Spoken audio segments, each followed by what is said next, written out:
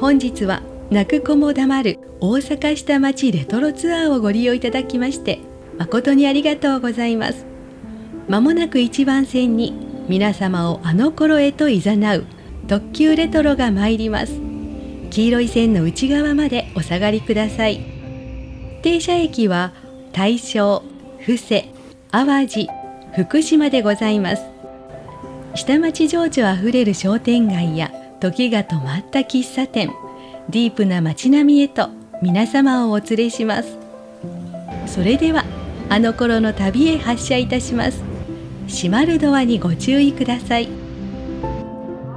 まもなく大正です。大都会大阪駅からわずか10分にもかかわらず陸の孤島とも呼ばれる街。鉄道が途絶え不便だからこその昭和の残像が色濃く残っています。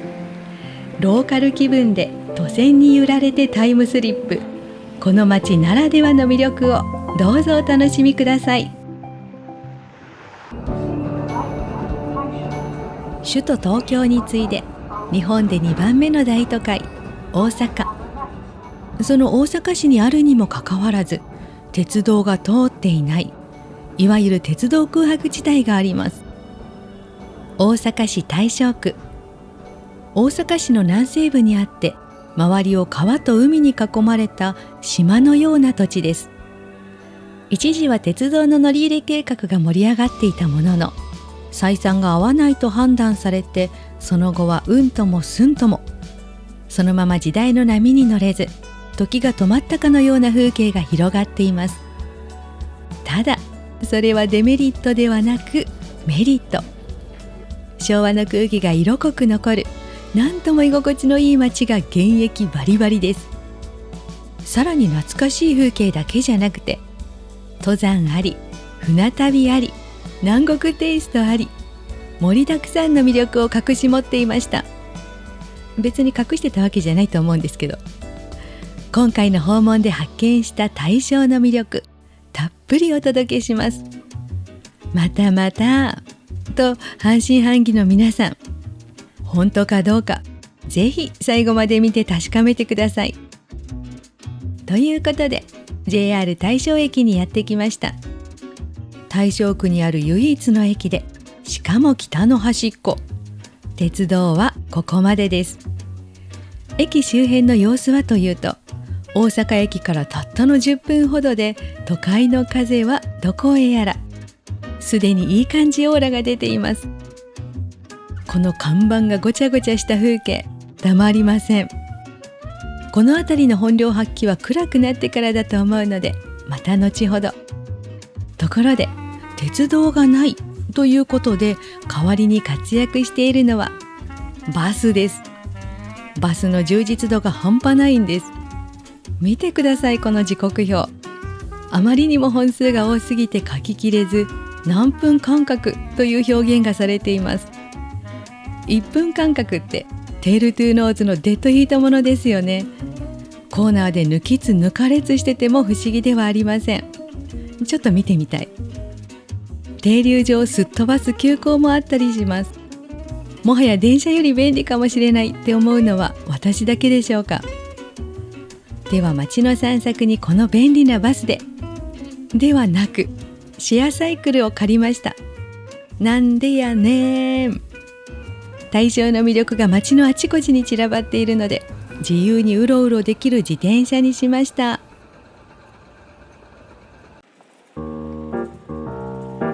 ではまず大正区の西側、尻無川という川沿いに向かいます。早速昭和感バリバリゾーンです。の前にこの大正橋を紹介しておきましょう。大正区にあるから大正橋か、ベタなネーミングだぜと思った皆さん、のんのんのんでございます。逆です。大正橋があるから大正区になりました。ちなみに大正橋の名前の由来は大正時代にできたから。こちらはベタでした。架け替えられて新しくなってますが、初代は日本最大のアーチ橋でした。現在の橋はデザインにこだわりがあるらしくて、これは音符らしいです。言われないとわからないですけど、いや、言われてもわからない。で、この楽譜の曲はベートーベンの歓喜の歌。なぜかはわかりません。では、わからないことだらけの大正橋を後にして本命の尻無川に向かいましょう。京セラドームとウルトラマンに欠かせないガスタンクを横目に進んでいきます。川の向こう側とこちら側のコントラストがすごいです。噂通り時間が止まっています。 JR の陸橋が見えますが、ここで鉄道とはさよならです。この先一切目にすることはできません。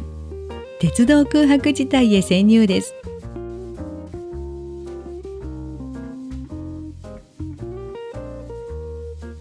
左手にある堤防に階段があるので降りてみると、一段下がったところに街が広がっています。なんかちょっと不思議な気分です。ほどなくすると見えてきたのが昭和の象徴、商店街、三泉商店街です。歴史は古く、明治44年に三泉共同市場として始まりました。確かに歴史を感じます。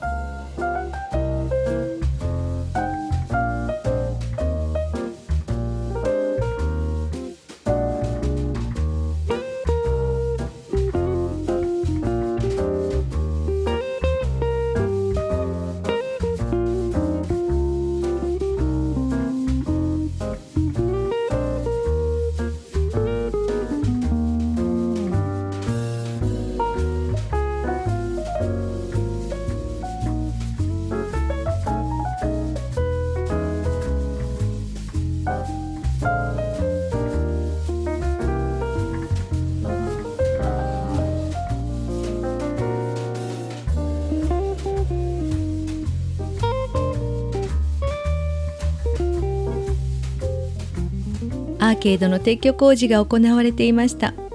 アーケード好きとしては胸が痛みます。神戸市長田区の六軒道商店街のアーケードがなくなってしまった時もショックでした。この三泉商店街は全長約340メートルもある長い商店街なんですが、営業しているお店を見つける方が大変でした。厳しい状況のようです。そんなムードを吹き飛ばすお店を発見しました。洋菓子の鶴屋。創業から100年近い老舗だそうです。何をいただこうか迷っていたら、木曜にしか登場しないシュークリームをおすすめしてくれました。めっちゃ美味しかったです。程よい甘さのカスタードクリームがぎっしり詰まってます。これ10個は食べる自信あります。10個買っても900円だし、いろいろやばいです。おすすめです。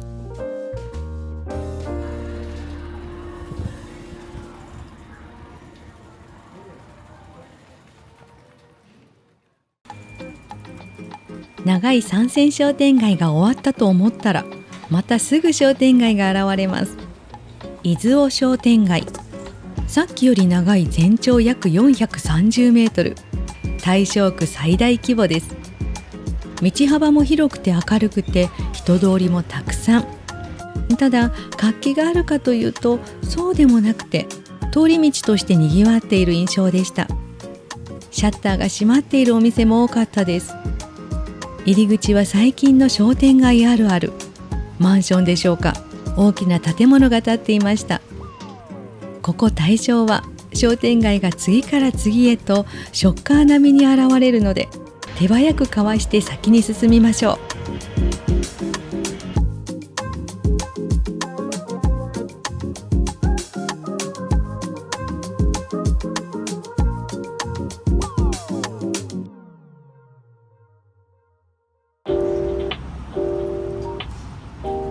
伊豆尾商店街から出ると国道43号線にぶつかりました。よく通るよという方いらっしゃるんじゃないでしょうか。阪神高速を使わずに大阪神戸を行き来するメインルートです。大正区、知らないと思っていても案外横切っていたりします。では国道を越えてぐんぐん南へ進みましょう。この道路は駅からまっすぐ続いている大正のメインストリート、大正通りです。交通量の割に道幅がかなり広い気がしませんか？これは昭和42年まで市電が走っていた名残なんです。大正区はずっと鉄道空白地帯だったわけではないんですね。今でこそバスが充実しているものの、日常の足がなくなってしまった当時はかなり不便だったと思います。毎日の通勤通学に使う鉄道がなくなってしまうなんて、考えただけでゾッとします。反対運動とか当時は混乱したのかなって調べてみたんですが、あまり情報がありませんでした。ご存知の方がいらっしゃったらぜひ教えてください。ちょっと気になります。次はこちら、軍艦団地にやってきました。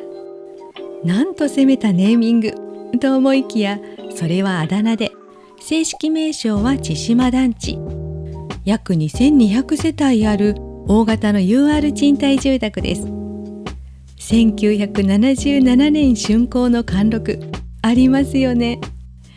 ただツートンに塗り替えられてちょっと貫禄が減りました。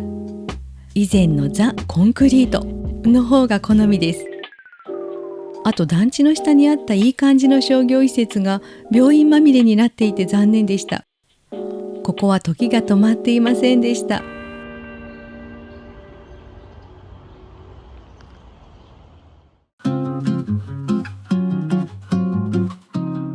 さっきシュークリームを食べたんですが、それが余計に食欲を刺激してお腹ペコペコです。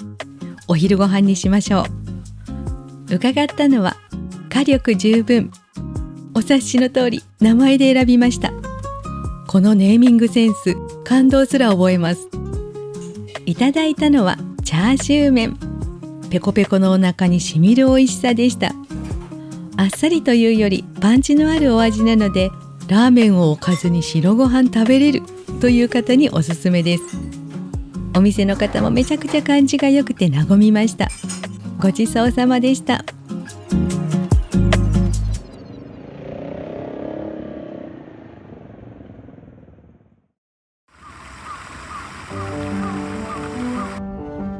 さあ、覚えてらっしゃいますでしょうか。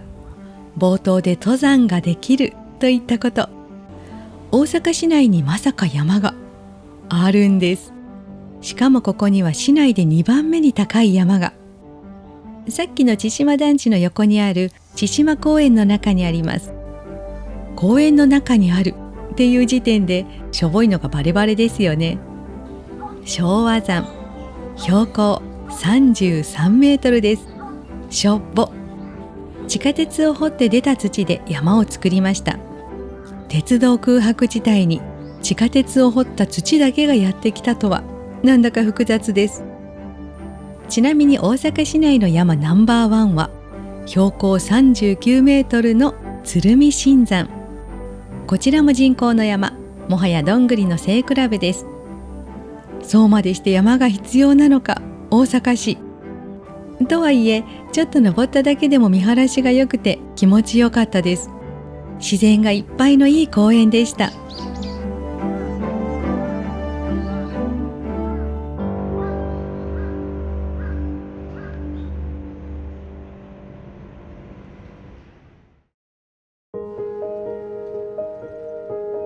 公園を出てしばらく歩くと、非日常に出会います。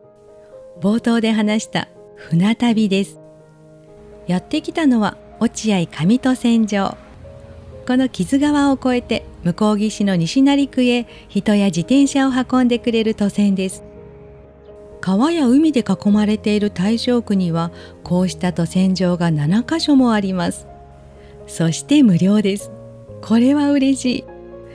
なぜ橋を架けずに渡船なのかというと、この川は大型船が行き来するため、橋を架けようとすると相当高くする必要があるんです。この距離で相当高くって、スキーのジャンプ台みたいになっちゃいそうな。なので今も渡船が大活躍しています。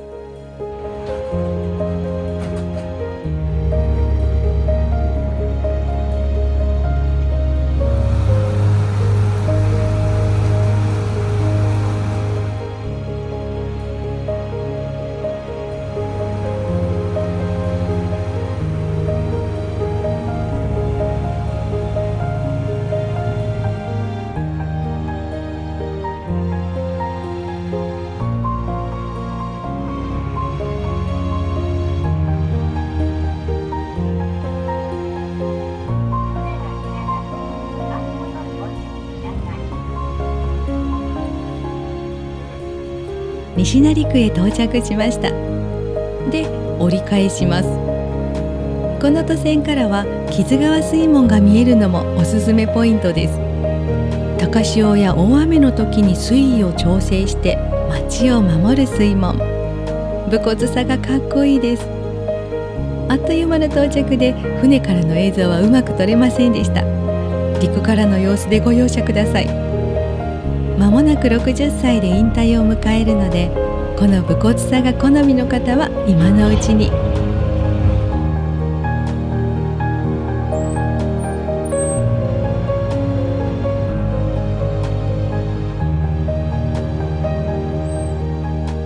ほんの数分ですが、水上は別世界のようでワクワクしました。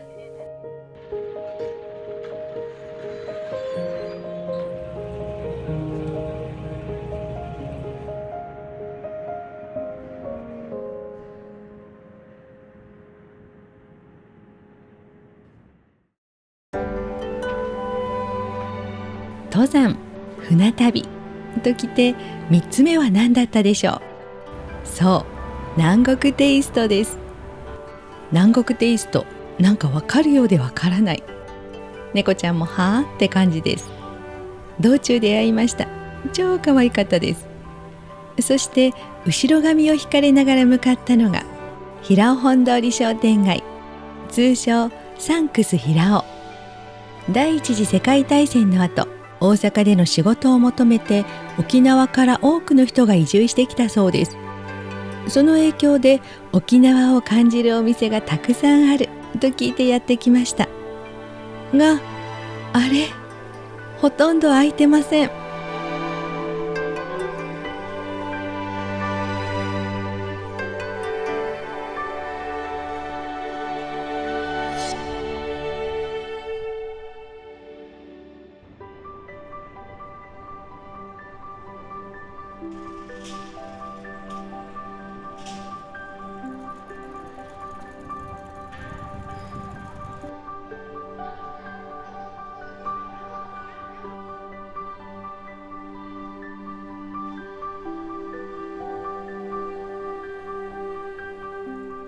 シャッターで南国気分を味わっていたら、やっと沖縄の食材を扱うお店を発見。品揃え豊富で有名なお店なんだそうです。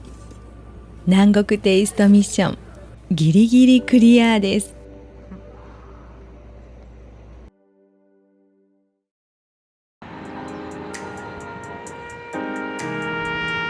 南国テイストにパンチがなかったので、ここでまた別の魅力を紹介しましょう。運河を渡って向かったのは中山製工所。松田優作さんの遺作ブラックレインのロケ地になった工場地帯です。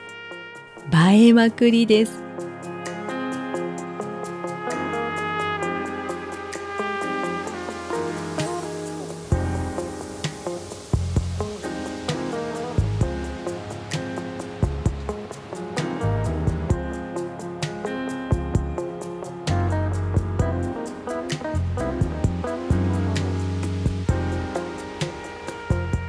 あまりに興味津々で工場見学を調べてみると、残念ながら小学生向けでした。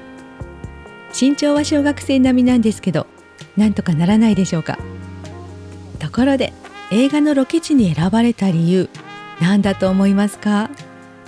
見た目はもちろん、ここが川と海に囲まれた離島のようなもので邪魔が入らずロケをできるからでした。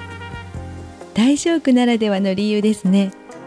当時はこのぐるぐるした新木津川大橋もなかったので、なおさらです。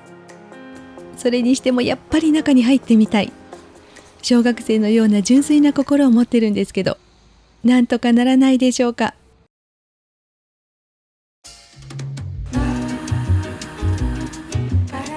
最後に大正区のラスボスエリアへ向かいましょう。中川家のコントで行ったら二度と帰ってこれないと言われた鶴町4丁目です。見かけた物件情報によると、大正駅まで徒歩60分。もはや徒歩表記必要でしょうか。そんな秘境ですが、商店街らしきものがありました。いや、元商店街かと思うほどお店がまばらです。かろうじて街路灯がアピールしていますが、普通の住宅に侵食されています。商店街が消えていく様子は自分の街じゃなくても切ないです。ただ街自体は廃れているということはなく、人通りもしっかりありました。大正駅で紹介したようにバスが充実していて、ここにもテールトゥーノーズでバンバンやってきます。行き先表でよく見かけた鶴町4丁目がここ。あのバスで運ばれる最果ての地でした。中川家は帰ってこれないと言いましたが、大丈夫、ちゃんと帰れます。都線でワープです。頭上の千歳橋を通っても対岸に渡れるんですが、それは登らないといけません。なので都線の存在が本当にありがたいです。そしてこの時間、大正解でした。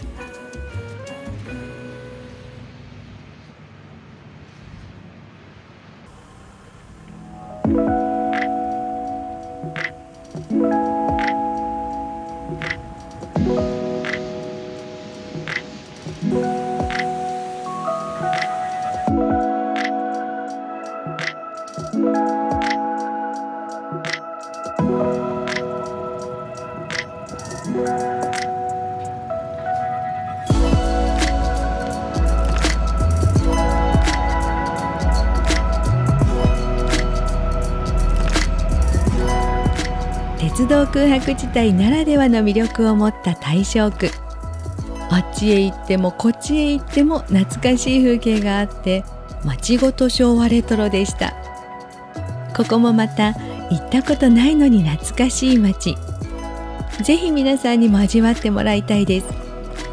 この動画を見て大正区の都線を全制覇したいと思ってくれたら嬉しいです。私も狙ってます。最後までご覧いただきありがとうございました。よかったらチャンネル登録と高評価で応援してください。ではまた次回の動画でお会いしましょう。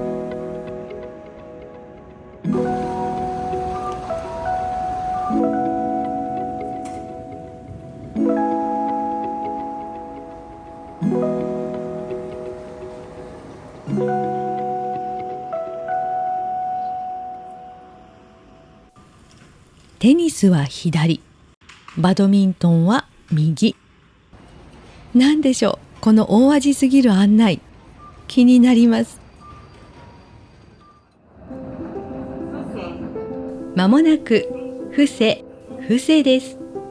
活気あふれる下町風情が今なお残る町。駅前に広がる巨大な商店街は昨今の商店街事情を吹き飛ばす奇跡の熱気に包まれています。ただ歩いているだけで忘れていた思い出が次々とよみがえってくる街。たっぷりお楽しみください。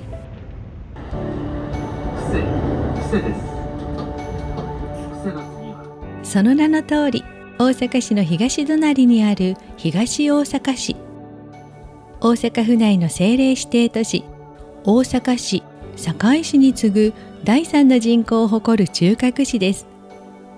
その東大阪市にあって最大の繁華街である布施なんですが、聞きなじみがないという方も多いかもしれません。一時期は日本一のスピードで人口が増えていったとも言われるほどの超人気エリアだったんですが、今では寂れてきてパッとしないという声も聞こえてきます。なぜなんでしょう。今回は奇跡の繁栄を遂げた町が一転、その歩みを止めてしまった理由に迫りながら、本当に寂れているのか、現在の様子をお届けしたいと思います。そしてこのチャンネルが来るということは、昭和レトロ炸裂の予感してますよね。パッとしなくて何が悪い、もはや歩みを止めてくれてありがとう。布施の魅力たっぷりお届けします。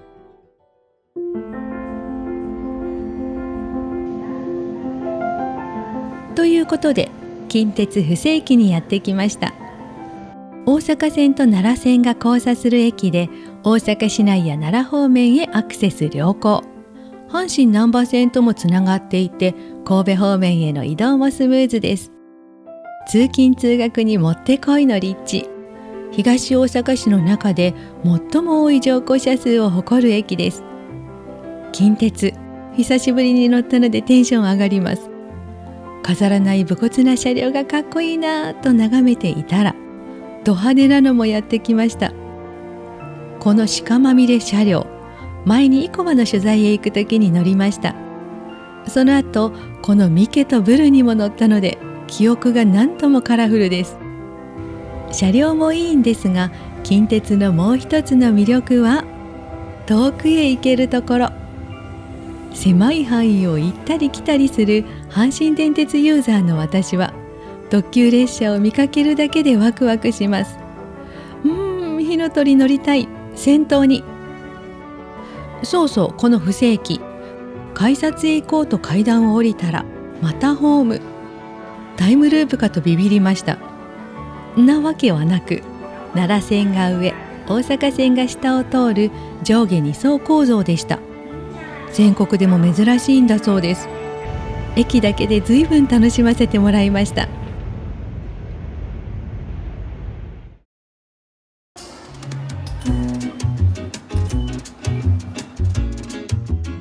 タイムループから無事脱出して改札の外へやってきました。なんだかんだお店があります。駅ビルドーンじゃなくて高架下にこじんまり並ぶ感じ。フッセとかプラットとかちっちゃいツを使うのがブームみたいです。近鉄百貨店まであるんですが、さすがにこの規模では食料品だけでした。こじんまりしてるもののユニクロ、無印、松清、いくつかのスーパー、あったらいいなーが揃っていて重宝されてるんじゃないでしょうか。個人的にはこのサイズ感、買い物しやすくていいなと思いました。駅前にやってきました。早速いい感じです。で、やたらエベスさんを押してきます。無視してたら罰が当たりそうな圧を感じるので、後で本拠地にお邪魔しましょう。ところですぐバレるのでもう言っちゃいますが、ここ布施は商店街の数が半端ないです。あっちにもこっちにも縦にも横にも商店街があります。前回の動画、大阪市大正区でショッカー並みに商店街が現れるって言いましたが、もうそれどころじゃありません。その理由は、この町がかつて急成長したことと深く関わっているので、後ほど合わせて解説します。全部の商店街を紹介していたら映画並みの動画になってしまうので、いくつかピックアップしつつ、商店街以外にも見どころがたくさんあるので順に紹介します。布施、昭和レトロが大渋滞でチャンネル史上初の出来事が起こります。お楽しみに。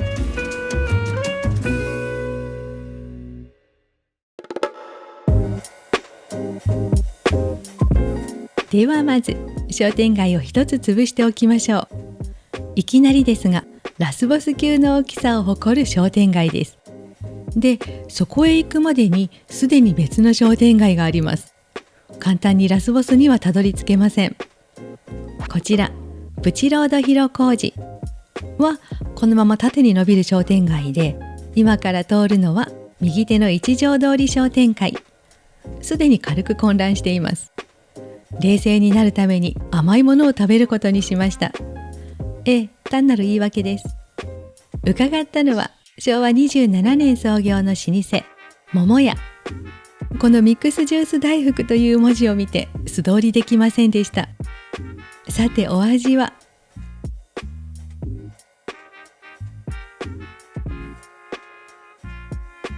美味しかったです。ミックスジュースって液体だけどって不思議だったんですが、フルーツがゴロゴロ入ってました。胃の中でミックスジュースになるシステムですね。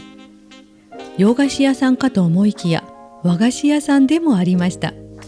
評判のおまんじゅうも美味しそうで、しょっぱなから誘惑だらけですが、なんとか振り切って先に進みます。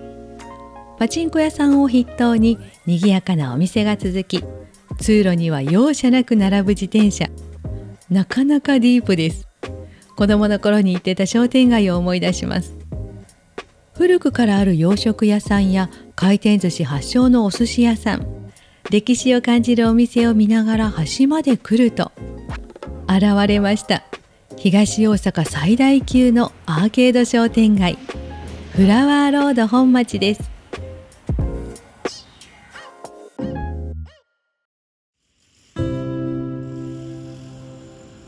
今歩いてきた一条通りが向かって左手、そして正面に伸びているのがフラワーロード本町です。立派な看板が出迎えてくれます。地味なのがまたいいです。東大阪最大級なんですが、道がくねっと曲がっていて奥行きが分かりません。早速入ってみましょう。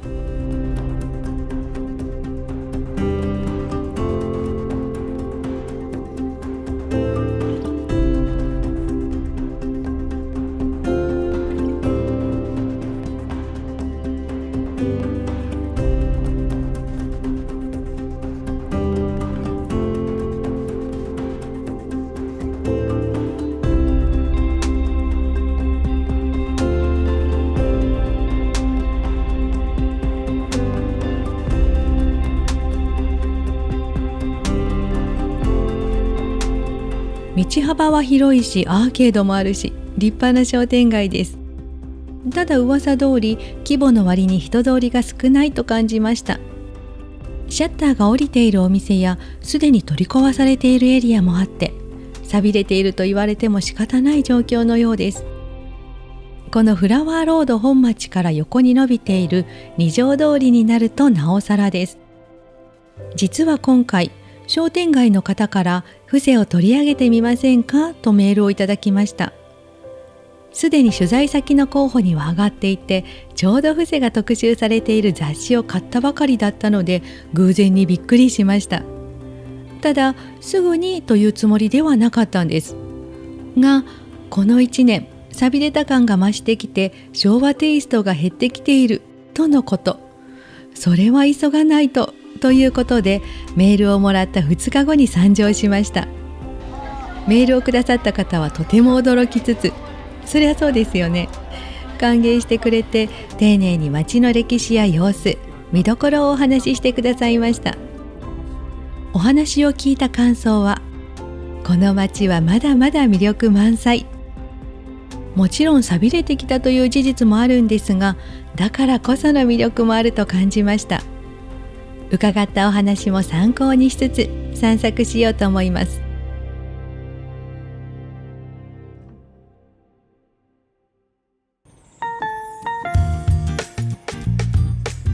では早速、商店街といえばの醍醐味を味わいに行きましょう。食べ歩きです。食べ歩きが充実しているかしていないか、個人的には一番重要な部分です。まず伺ったのは肉の山人。創業70年を超える老舗でコロッケをいただきます。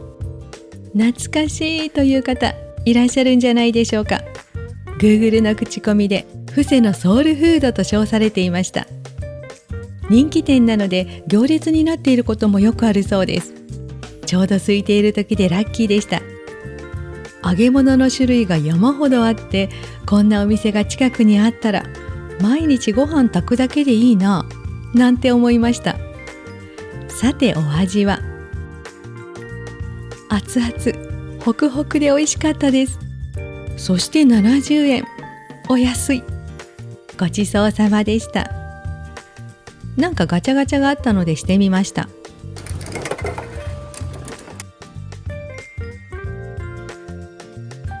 出てきたのはなんか気持ち悪い物体。そういえば妖怪に力を入れてるって雑誌に書いてたような。コロッケの70円に喜んでたんですが、この妖怪500円はちょっとお高かったです。気を取り直して次のもぐもぐタイムは三ツ矢かまぼこ本舗。魅力的な練り天がずらりと並ぶお店です。練り天好きなんですよね。揚げたてのほかほかも冷やしてわさび醤油でも私の期待に応えてくれます。悩みに悩んでいただいたのが枝豆天。枝豆がゴロゴロ入っていて美味しかったです。だけでは足りず、おかわりイカ天もいただきました。イカイカしててめちゃくちゃ美味しかったです。こんなお店が近くにあったら毎日ご飯炊くだけで以下同文です。このフラワーロード本町、たとえ寂れていようとも商店街の醍醐味、食べ歩きは現役バリバリです。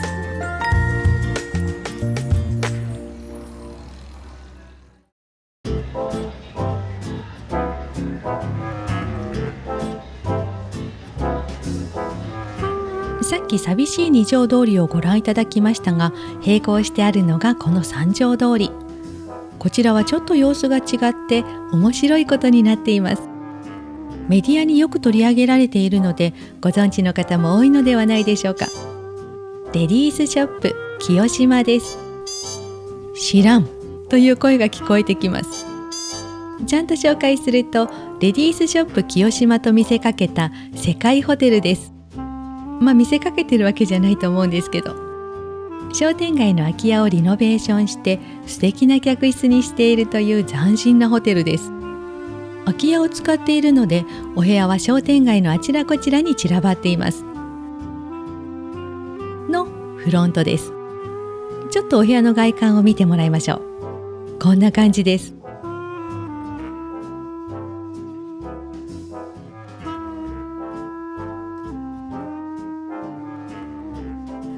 おしゃれですよね。これはもう泊まるというより住みたい。さらに近隣のお店、喫茶店や銭湯やさっきのかまぼこ屋さんなどと連携していて、商店街ごと楽しむ仕掛けもあります。そんな取り組みは YouTube でたくさん番組が上がっているので、興味のある方はぜひ探してみてください。そして今日お邪魔した理由は、フィルムカメラを借りるため。期間限定の貸し出しサービスをしていると聞きつけやってきました。フロントで説明を受けて街へ繰り出します。フィルムを巻き上げたり、ファインダーを覗いたり、いちいちこれって感じでした。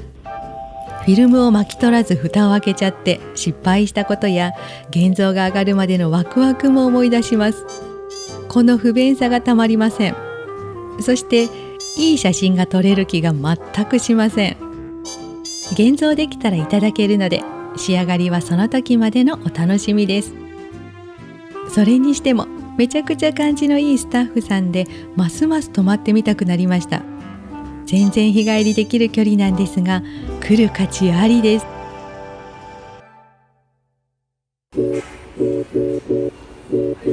そろそろ罰が当たりそうなので、この辺で恵比寿さんにお参りしておきましょう。しばらく無視してましたが、駅前からずっとアピールがすごかったです。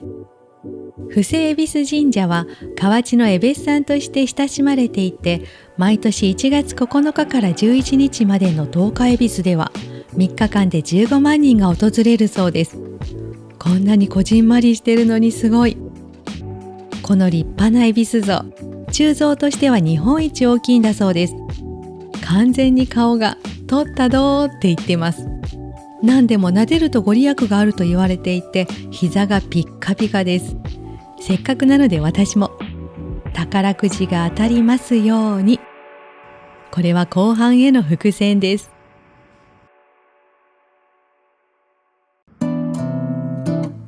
恵比寿さんを出て商店街と反対の方を見ると、なんとも懐かしい空気が流れていて吸い寄せられました。この辺りは長屋が今も残っていて、味わい深い風景を見ることができます。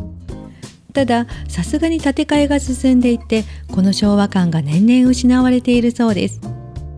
布施にこうした長屋や住宅がひしめき合っている理由は、冒頭でお話しした日本一のスピードで街が発展したという時代に遡ります。布施駅が開業したのが今から110年前。ちなみに当時はもう少し西側にあって、駅名も深江駅でした。後に移設されて現在の布施駅となりました。その110年前に駅ができたことをきっかけに人口が増加します。田んぼだらけだった町に駅ができ、繁華街ができ、映画館もたくさんあったそうです。魅力的な町に人がたくさん押し寄せました。もともと田んぼだらけだったので、家は建てたい放題。人口の増加が止まらず、日本一のスピードで街が発展と言われるほどでした。そして商店街が多い理由へとつながります。店を作っても作っても足りないほどの急成長だったから。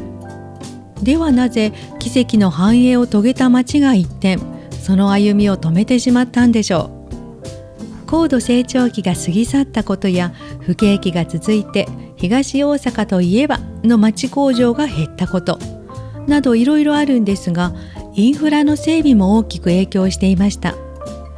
整備されたのに衰退と不思議かもしれませんが、鉄道や道路がどんどんできたことで町から外へ人が流れていったんです。特にお買い物なんかは難波まで10分、大阪梅田へも30分、都会へ行きたくなりますよね。私は全然ですけど。あと商店街は高齢化による後継者不足、大型ショッピングモールの登場、例によってこの二大巨頭に苦しめられています。これはもう全国共通ですね。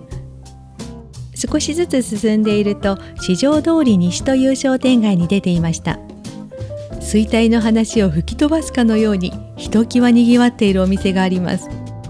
スーパーの万代、関西の方にはおなじみだと思います。なんとこの布施店が発祥の地だそうです。知りませんでした。店内はものすごい活気で、それこそ市場のようでした。これは流行るのも納得です。ちなみに私は万代というイントネーションだったんですが、違う万代と言われた経験があり、調べてみました。取締役のインタビューを見つけて耳を澄ませると、万代、万代両方使ってました。ということで、もやもやしたままです。皆さんはどっち派ですか？気になります。あと余談ですが、不意に推しを見かけてテンション上がりました。さて、どちらが私の推しでしょうか？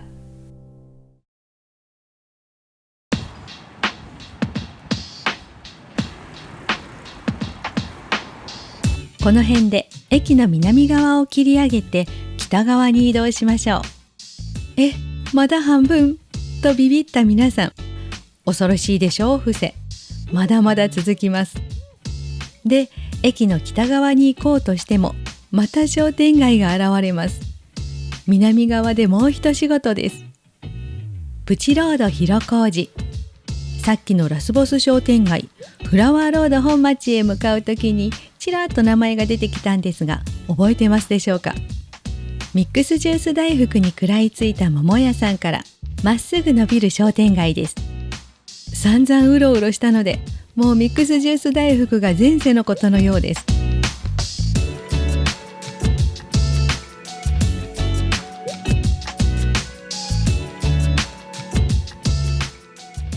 気になるパン屋さんがあるので寄ってみました。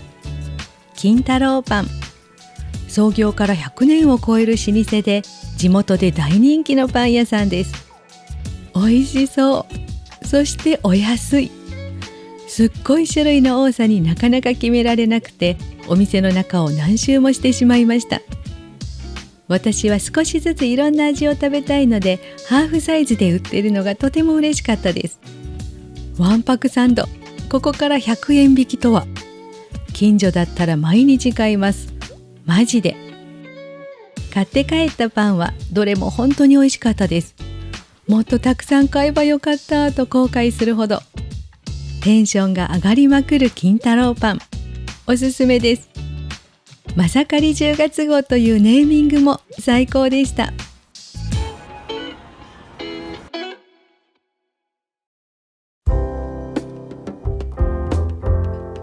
やっと小佐駅の北側にやってきました。まずは体力ゲージ回復です。お昼ご飯にしましょう。伺ったのはお食事処姫路屋。昭和で時が止まってます。それもそのはず、創業は昭和25年とのこと。いただいたのはサービスランチ。とんかつとエビフライと中にハンバーグが隠れています。まるで大人のお子様ランチです。久しぶりに帰ってきた実家でお母さんが張り切って作ってくれたような、そんな優しい味がしました。美味しかったです。780円というお値段も優しい。他のメニューもお安くて心配になるほどです。帰りはご夫婦が丁寧に見送ってくれました。とてもあったかい気持ちになれる、そんなお店でした。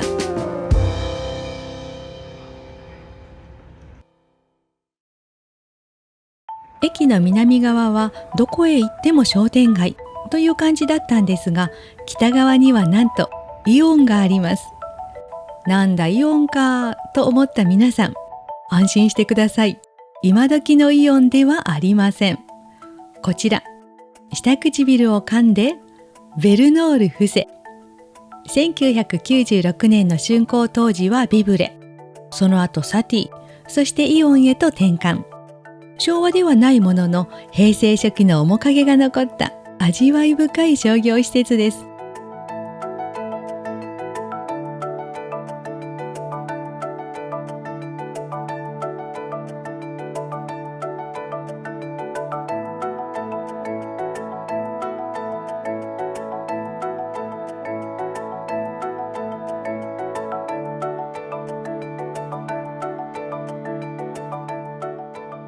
エントランスの吹き抜けがいい味出してました。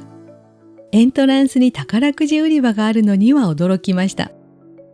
そんなベルノール伏せの中にまたまた時が止まったお店を見つけたので寄りましょう。伏せ、本当にあちこちで時が止まってます。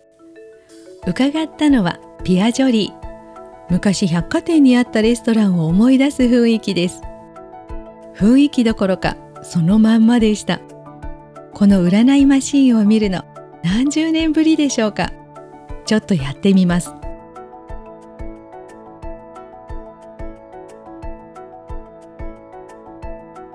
ありえないマクロなケースを開けたものにだけ結果を教える仕組みのようです。これちっちゃすぎませんか？なんとか開けて、わお、金銭上のトラブルが起こりがちだそうです。ショック。でもよく見ると今日と明日だけの超短い期間なのでよしとします。この土短期占い、リピーターをつかむための戦略でしょうか。やり手ですね。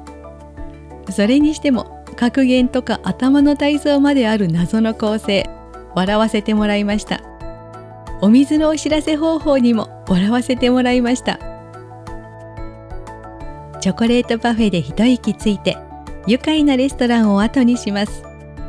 懐かしいと楽しいの共存、おすすめです。さて、ここでピンチに見舞われます。それは日没。行きたいところが多すぎて時間が足りなくなってしまいました。伏せ、恐るべし。ということで、裏技発動です。ザン、裏技発動2日目です。時間調整をしくじり、首を洗って出直してきました。伏せの魅力、舐めててすみません。残るはあと2カ所。まず1つ目はブラン通り伏せ。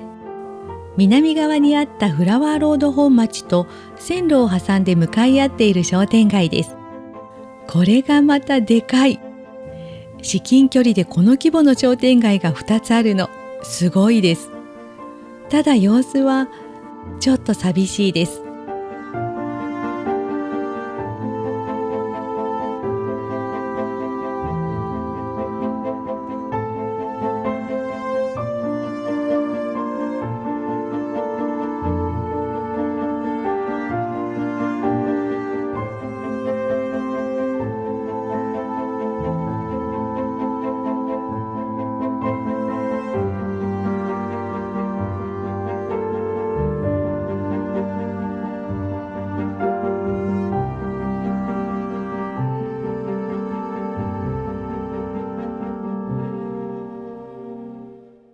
広い通路に立派なアーケード。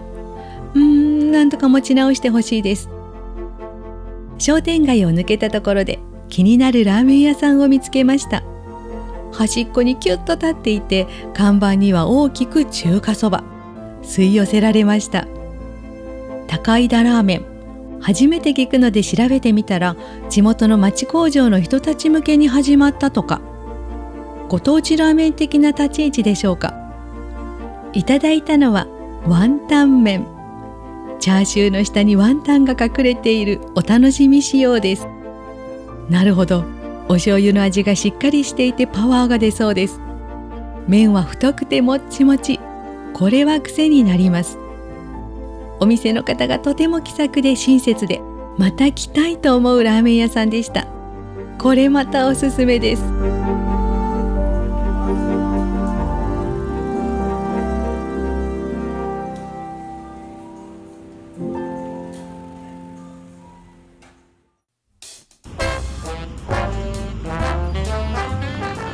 もはや商店街専門チャンネルになっていますが、それは私のせいではなく布施のせいなのでご容赦ください。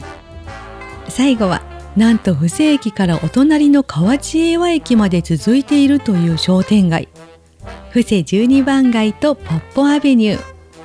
一駅分商店街が続いてるなんてどうかしてます。でも屋根がずっとあって便利そうです。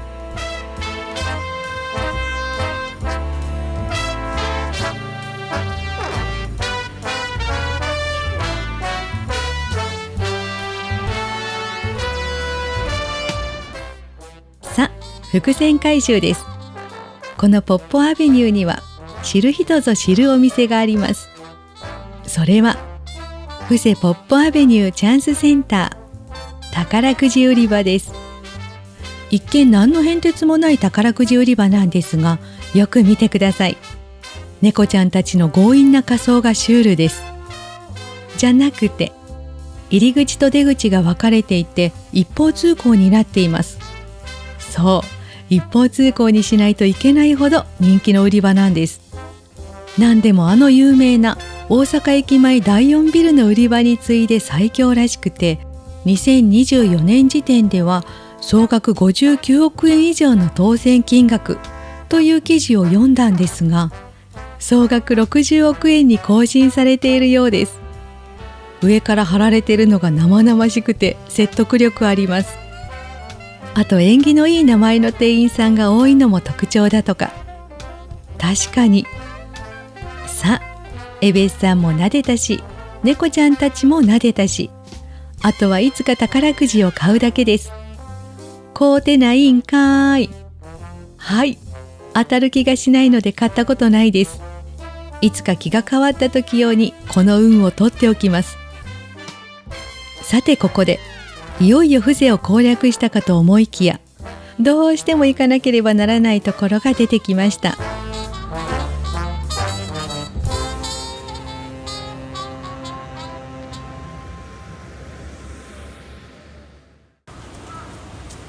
ザン、チャンネル史上初、まさかの3日目です。1日目2日目と違ってしっかり雨なので信じてもらえるでしょうか。マジ3日目です。こんなことなら世界ホテルに泊まればよかった。なぜまたまたやってきたのかというと、布施に来ませんかとメールをくださった方のお店が開いているから。不定期で営業されていて、1日目と2日目はお休みでした。諦めてたんですが、まさかの営業のお知らせ飛んできました。おもちゃの店桂屋、こちらの店主さんが布施を提案してくださり、町の歴史や今の様子を詳しく教えてくださいました。布施愛にあふれた素敵な方です。そしてお店がまた素敵。創業65年の老舗です。子供の頃ワクワクして通ったおもちゃ屋さんを思い出します。カラフルでキラキラしていて、まるでお店自体が宝箱のような。さらに記憶がよみがえったんですが、ピンポンパンという番組覚えてらっしゃいますか？最後に子供たちが大きな木の中に入って好きなおもちゃを選べるんです。あれが羨ましくて羨ましくて、めちゃくちゃ出演したかったです。甘っ子の私には夢のまた夢でしたが、初日にお渡ししたチャンネルの名刺、額に入れて飾ってくれてました。嬉しい。お店に一歩足を踏み入れたら昭和へひとっ飛び。営業日は Facebook やインスタに載っているのでぜひチェックして訪れてみてください。超おすすめです。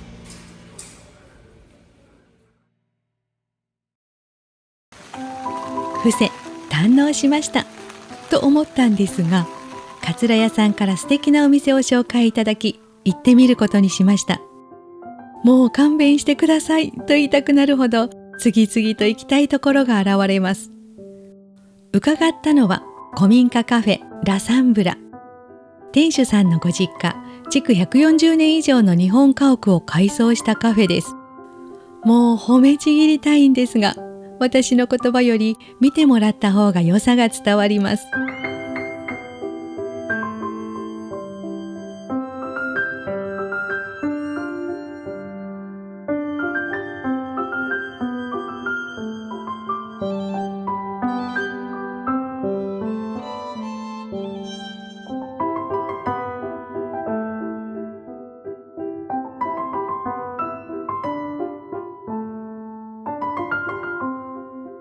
雨で残念って思ってたんですが、なんの逆に良かったと思えるくらい雨の似合うお庭でした。店主さんが試行錯誤してたどり着いた手作りチーズケーキ、こだわりのハンドドリップコーヒー、絶品です。お庭は季節ごと、時間ごとにいろんな風景が見られるそうで、何度も通いたくなります。店主さんがまた素敵な方で、もはや行かない理由がない。丁寧で静かな時間が流れるカフェ、ぜひ訪れてみてください。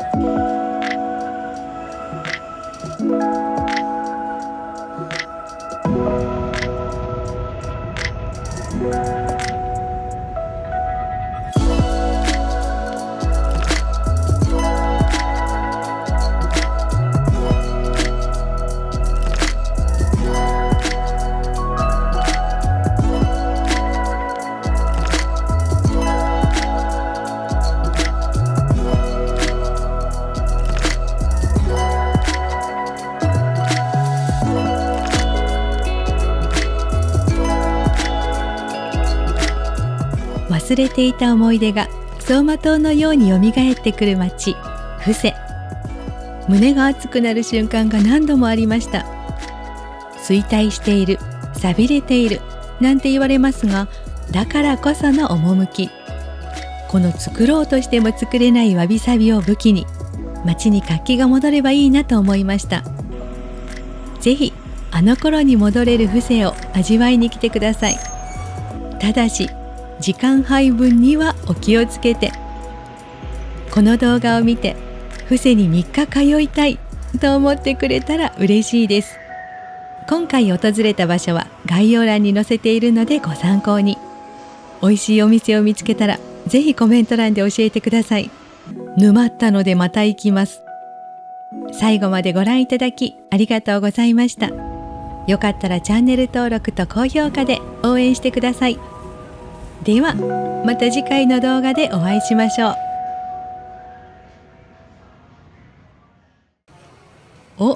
福娘を募集してます。満18歳から25歳まで。惜しい。去年だったら応募できたのに。残念。まもなく淡路です。終わりなき高架化工事に翻弄される大阪のサグラダ・ファミリア。その傍らで再開発の波をすり抜けた愛おしい昭和の街並みが息づいています。駅から一歩外へ出ればあの頃へタイムスリップ。街が変わってしまうその前に味わい深い風景をどうぞご堪能ください。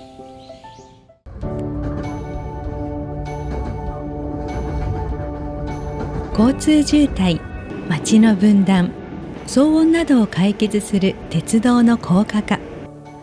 利便性の向上や街の発展には欠かせない進化です。ただその一方で、長く親しまれてきた風景が一変したり、街のにぎわいに影響したり、進化の陰で失われるものもあります。今回はそんな状況の真っ只中にいる阪急電鉄淡路駅を訪ねます。年季の入った駅や踏切のある風景が街に溶け込んで、下町風情のあるとっても素敵な街です。そんな味わい深い風景が今鉄道の高架化で消えようとしています。もう見られなくなってしまう景色、今のうちに堪能したいと思います。そして淡路にはあの頃に戻れるスポットが他にもたくさん。ぜひ一緒に楽しんでください。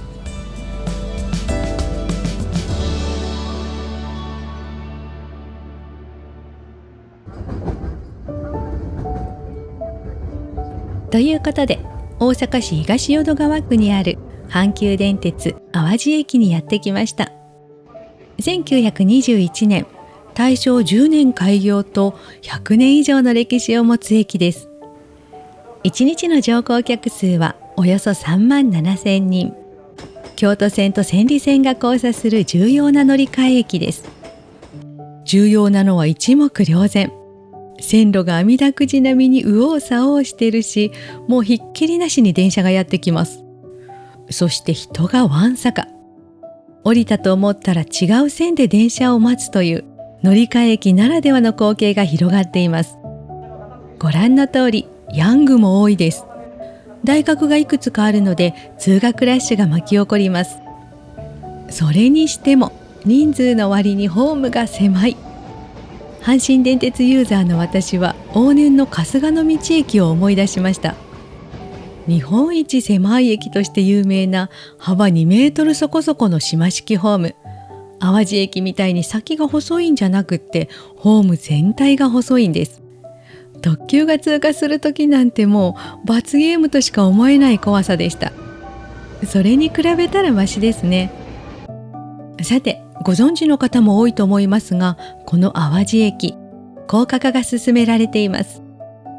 京都線と千里線の両方を高架にして、利便性の向上や運行ダイヤの安定を図ろうというもの。確かに、梅田方面、京都方面、北千里方面、天神橋筋方面、4方面からの電車が平面交差しているこの駅は、まさにカオス状態でダイヤの乱れも起こりがち。3分程度の遅れは日常茶飯事です。高架化すればそんな問題も吹き飛ぶことでしょう。ただ高架化についてはちょっと、随分苦労しているようで、それについては後ほど詳しくお話しします。もう建て替える前提のためか、年季の入りまくった駅舎が命からがら頑張っている感じでした。でも阪急って古い駅をこうやって使い続けているのが好感持てるんですよね。駅それぞれに特徴があって、岡本駅なんてほんと素敵です。好きすぎて番組作っちゃいました。よかったら見てください。そんな中、この駅は今時になっちゃうのかと思うと残念です。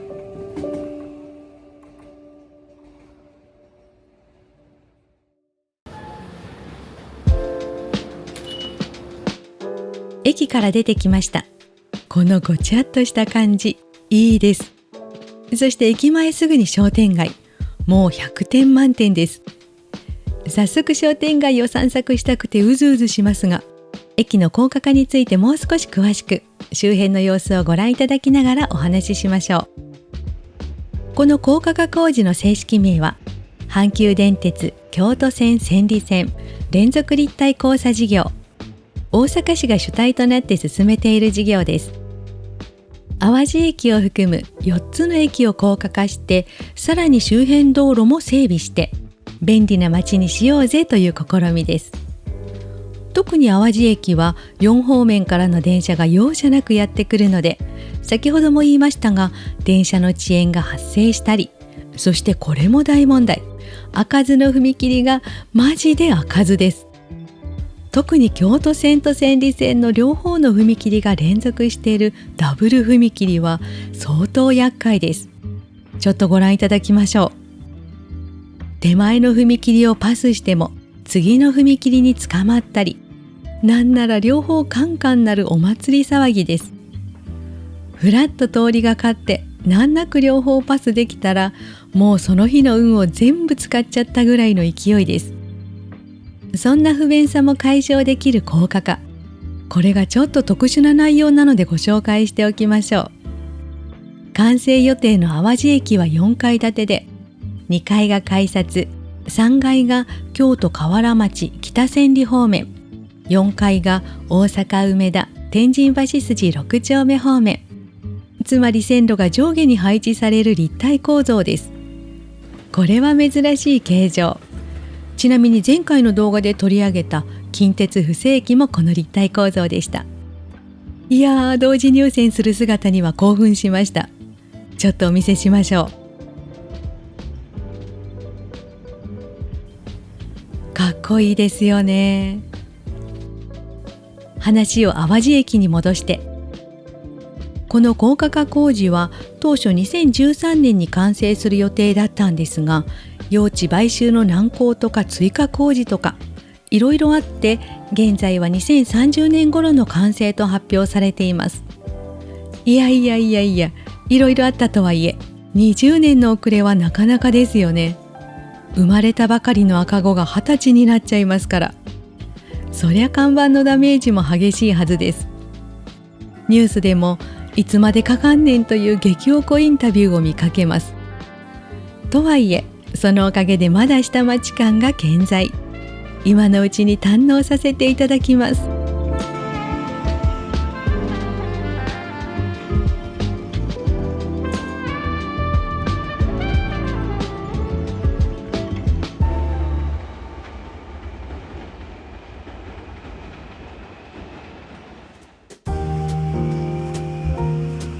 高架化が遅れているおかげで残っている下町風情。まずは西口から。それにしても淡路駅、特急が止まるとは思えないボロい、いや素朴な駅ですね。その西口の正面にドーンと構えているのが淡路本町商店街。昭和36年誕生のザ商店街という佇まいです。手書き風フォントの看板が渋い。約300メートル続くアーケード街に100店舗ほどあって、ここから見た感じは賑わっています。入っていきましょう。と思ったら、いきなり横にも商店街がありました。ここは戻ってきてまた後ほど。まずは、明日やろうはバカ野郎の私が気づいた時にはチケットが取れず、一度も行けなかった大阪万博のマンホールを越えて先へ進みます。ところで淡路、兵庫県にもありますよね、淡路島。偶然かと思いきや淡路島と深い関係があるんです。ぐんと遡って菅原道真が登場。学問の神様です。淀川を船で下っていた時にこの辺りを見て、おー淡路島だと勘違いしたのがきっかけだそうです。勘違いが時を超えて今でも使われる地名になるとは、本人が知ったらびっくりすることでしょう。自分の勘違いがこんなにバズるなんて。さて、商店街の様子はというと、チェーン店の台頭は否めませんが、シャッターが折りまくっていることもなく活気を感じました。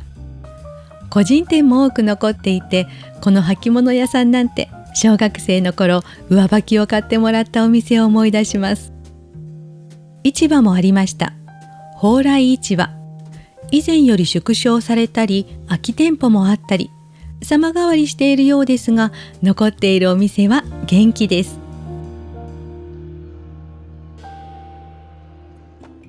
その蓬莱市場の上にあるのがなんと映画館。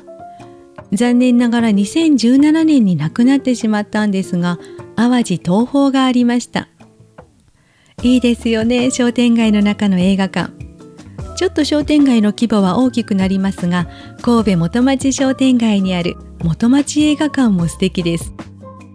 淡路東宝、建物は残っていて、1階にある喫茶店は営業していました。雰囲気抜群です。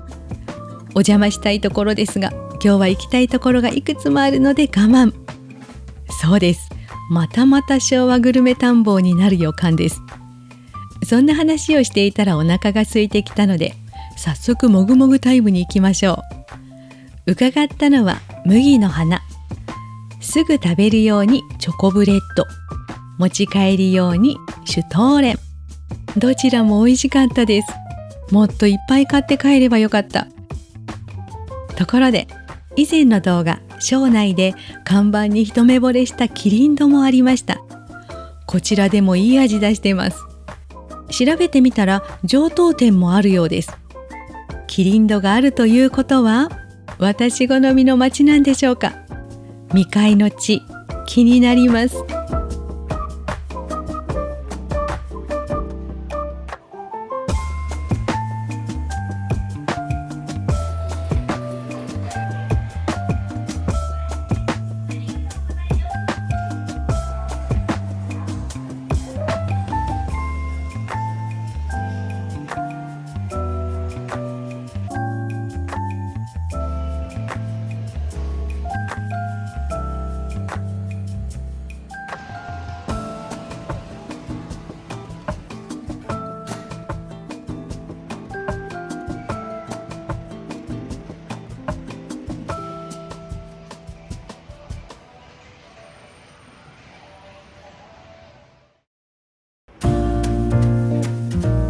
さっき入り口で分岐していた商店街も見ておきましょう。明日やろうはバカ野郎の私が気づいた時にはチケットが取れず一度も行けなかったうんたらかんたらを左へ進みます。淡路西栄町商店街。街灯や看板はそれっぽいんですが、商店街っていうより飲食店街の印象です。私の推し屋台寿司があることをお伝えしておきましょう。ハッピータイム、夜6時までが多いところ7時まで、この1時間が大きいんです。よろしく。ちょっと気になる看板を見つけました。淡路地蔵市場。調べてみると先ほどの淡路本町商店街へつながる小さな商店街があったようです。2016年のストリートビューではこんな感じ。いい雰囲気出てます。市場がある時に来てみたかったです。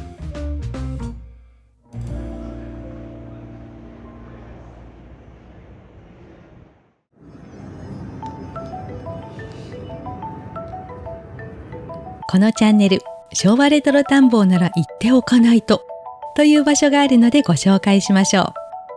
こちら、昭和湯。その名の通り、昭和3年創業の老舗銭湯です。昭和湯さんを取り上げている記事を見て、その姿に一目惚れ。これはじっくり撮影したいと思い、取材を申し込んだところ、快く受けてくださいました。感謝感激です。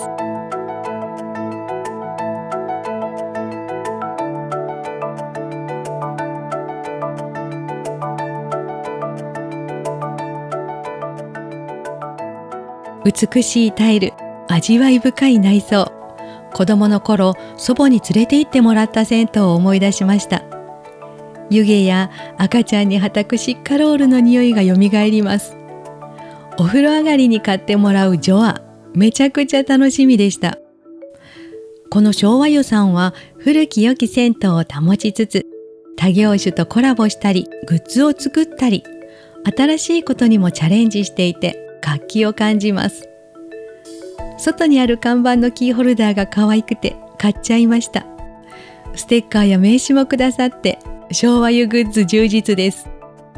あとめちゃくちゃ清潔なのにも驚きました。相当気合を入れてお掃除されていると思います。扇風機の羽までピカピカなんです。お客さんに気持ちよく過ごしてもらいたい、そんな思いが伝わってきました。家にお風呂があるのが当たり前になった時代、それでもこうして生き残れているのは、そんな思いがお客さんに届いているからだと思います。昭和湯さんに入るために淡路に行く、ありです。で、商店街をうろうろ、完璧な昭和プレイバックを味わってください。そうそう、ビールのラインナップも最高でした。銭湯でビール、無敵の組み合わせですよね。いやー、でもさすがに取材中だし。なんですが、その無敵の組み合わせをこの後別の場所で味わうことになります。後ほどじっくりご紹介するのでお楽しみに。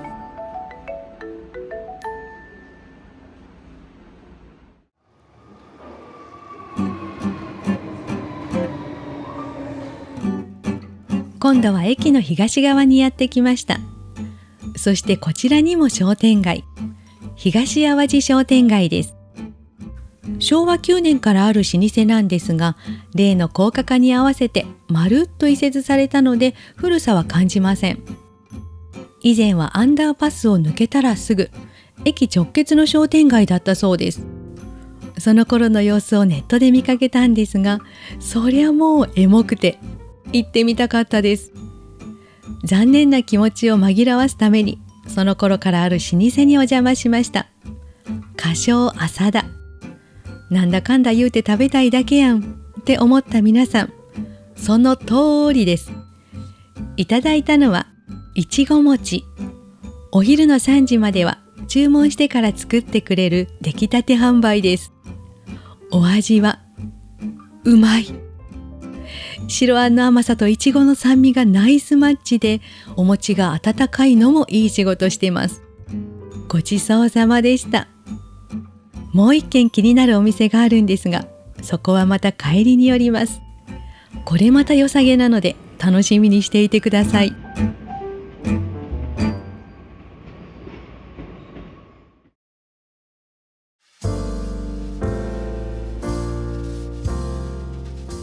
パンを食べ、いちご餅を食べ、いよいよ次はランチです。食べてばっかりやないかーいって思った皆さん、その通りです。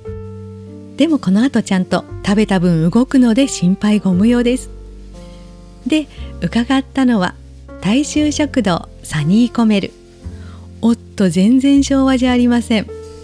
いつも通り Google マップに食堂と入れて検索したところヒット。あまりに美味しそうなお料理に引きつけられました。実はお昼ご飯、昭和ばかりにこだわってちょっといまいちだったことも何度か。皆さんが追い田んぼをした時にがっかりしないよう、そんな時はボツにしていました。なので今回は昭和にこだわりすぎず、美味しそうなところにやってきたというわけです。そしてその判断は大正解でした。いただいたのはサニコメ定食。ホワイトボードの左側全部がついて1800円です。小鉢を2つ選べて、サラダがついて、ご飯は好きな量をよそっておかわりが一度できるし、お味噌汁も一度おかわりできます。もうすごいボリューム。ドレッシングも充実していて、私が選んだのはかぶらでした。投稿でクイズにしてましたが、当たりましたでしょうか？誰ですか？全部使いそうってコメントしたのは、ちょっとそんな邪念もあったのでドキッとしました。こうして時々遊んでるので、よかったらチャンネル登録して参加してみてください。楽しいです、私が。さあ、サニコメ定食の全体像はこんな感じです。やばいですよね。金ちゃんのどこまでやるのでやってたゲストが食べる順番を当てるっていうコーナーを思い出しました。コーナーの名前が思い出せないんですけど、テレビの前で紙と鉛筆持って参加してました。懐かしい。そしてお味はめちゃくちゃ美味しかったです。丁寧に食材を選んで丁寧に作ってるっていうのが伝わってきます。さらにお伝えしておきたいのは、心のこもった接客、居心地最高でした。もう案件並みに褒めてますが、本当にフラッと伺っただけです。ぜひ確かめに行ってください。おすすめです。では約束通り食後の運動です。目的地は先ほどのサニーコメルさんから歩いて10分ほど。テクテク歩いていると亀岡街道という道しるべを発見しました。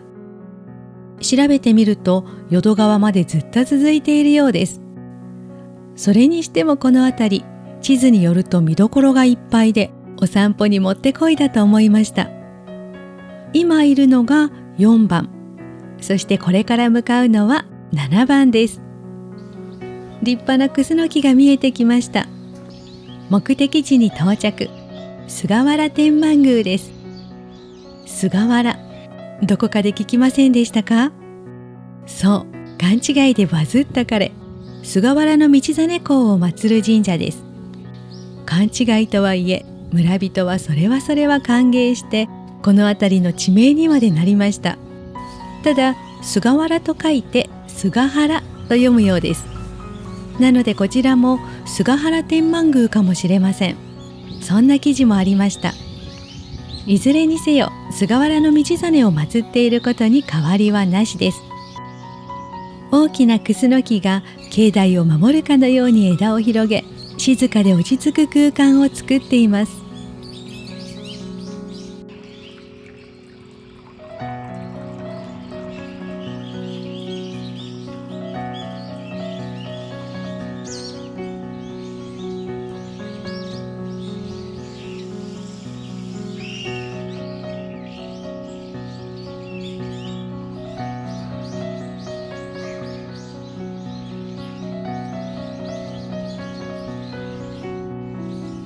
住宅街にあるとは思えない、とても静かな時間が流れていて、気持ちが落ち着きます。駅から歩くにもちょうどいい運動だし、道中に見どころもあるし、おすすめスポットです。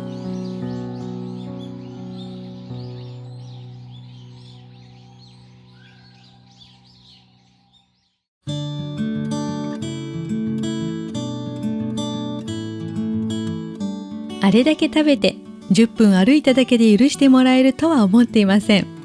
誰に？ここから 2,3 分歩くと淀川の河川敷に出るので、お散歩しに行きましょう。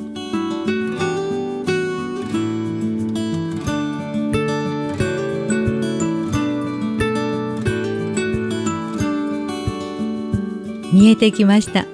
金八先生が歩いてそうな風景。まだ3時頃なんですが、最近は日が短くなってきて、すっかり夕方の気配です。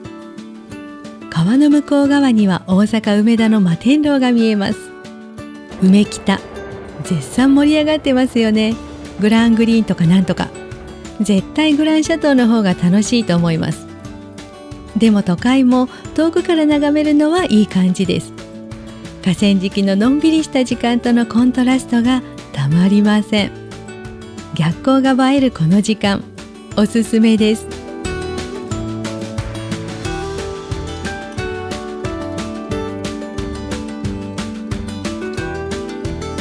ぐんぐん歩いていると、何とも気になる看板を見つけました。エバーレ、昭和感垂れ流しです。上にある巨大マンションも謎にデコボコしてて気になります。河川敷を切り上げてちょっと行ってみましょう。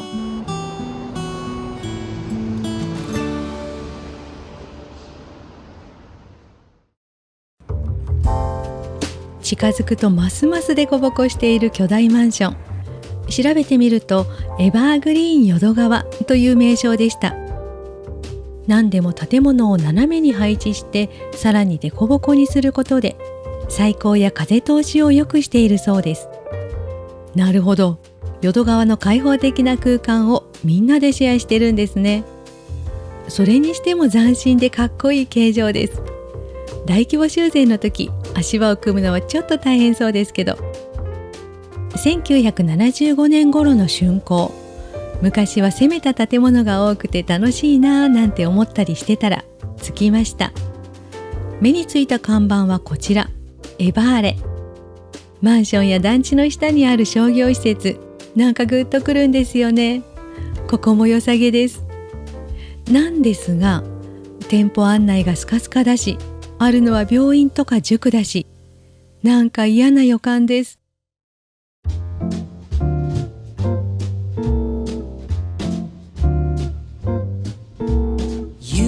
Winter feel like spring, and you make music go with a swing. Yes, you do.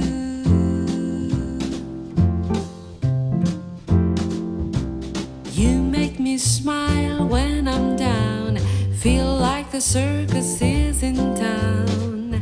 It's true.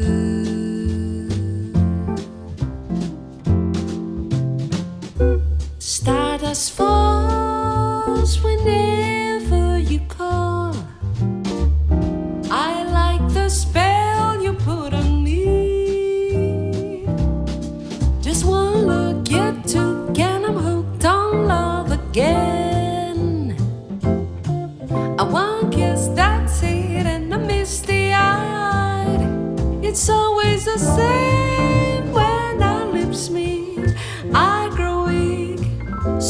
a girl to do but get misty-eyed over you?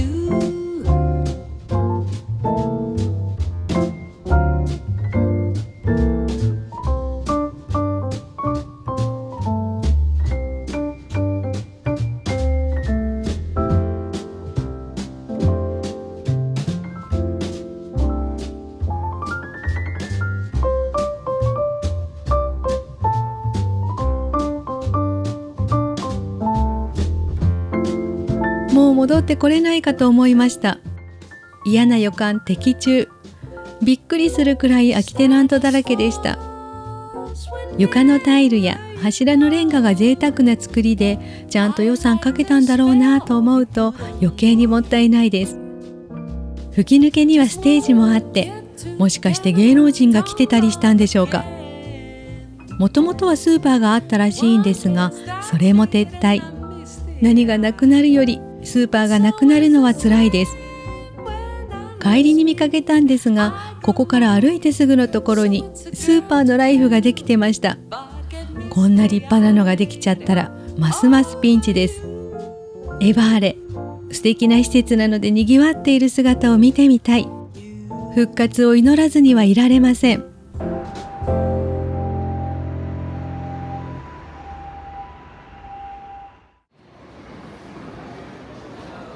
駅まで戻ってきました。さあ、覚えてますでしょうか。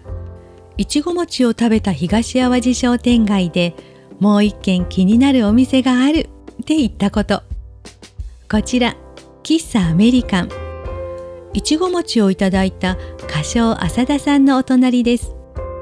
こちらも以前の東淡路商店街の頃からあったお店で、移設したとはいえ味わい深い雰囲気は健在です。お茶するのかなって思った方、のんのんのんでございます。いただいたのはチョコレートパフェ。サンプルケースで見かけた時からずっと楽しみにしてました。アイスクリームと生クリームとフルーツがぎっしり入ってます。ペロリ、美味しかったです。コーヒーについてきた完熟王バナナクッキーもペロリ。完全に歩いた分取り戻してしまいましたが、気にしない気にしない。ごちそうさまでした。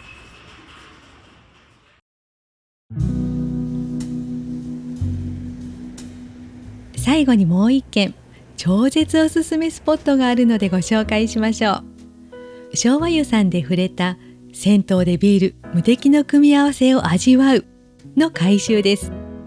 淡路本町商店街を通り抜けて住宅街を少し進むと現れます。上方ビール。パッと見誰かのお家に見えるんですが、銭湯を改装して作ったクラフトビールのブルワリー。よく見ると看板が立ててあるし、表札も上方ビールって書いてるので安心して入ってください。左手の男湯が醸造所で、右手の女湯でビールがいただけます。ちょっと何言ってるかわからないですよね。ご覧ください。美女やばいです。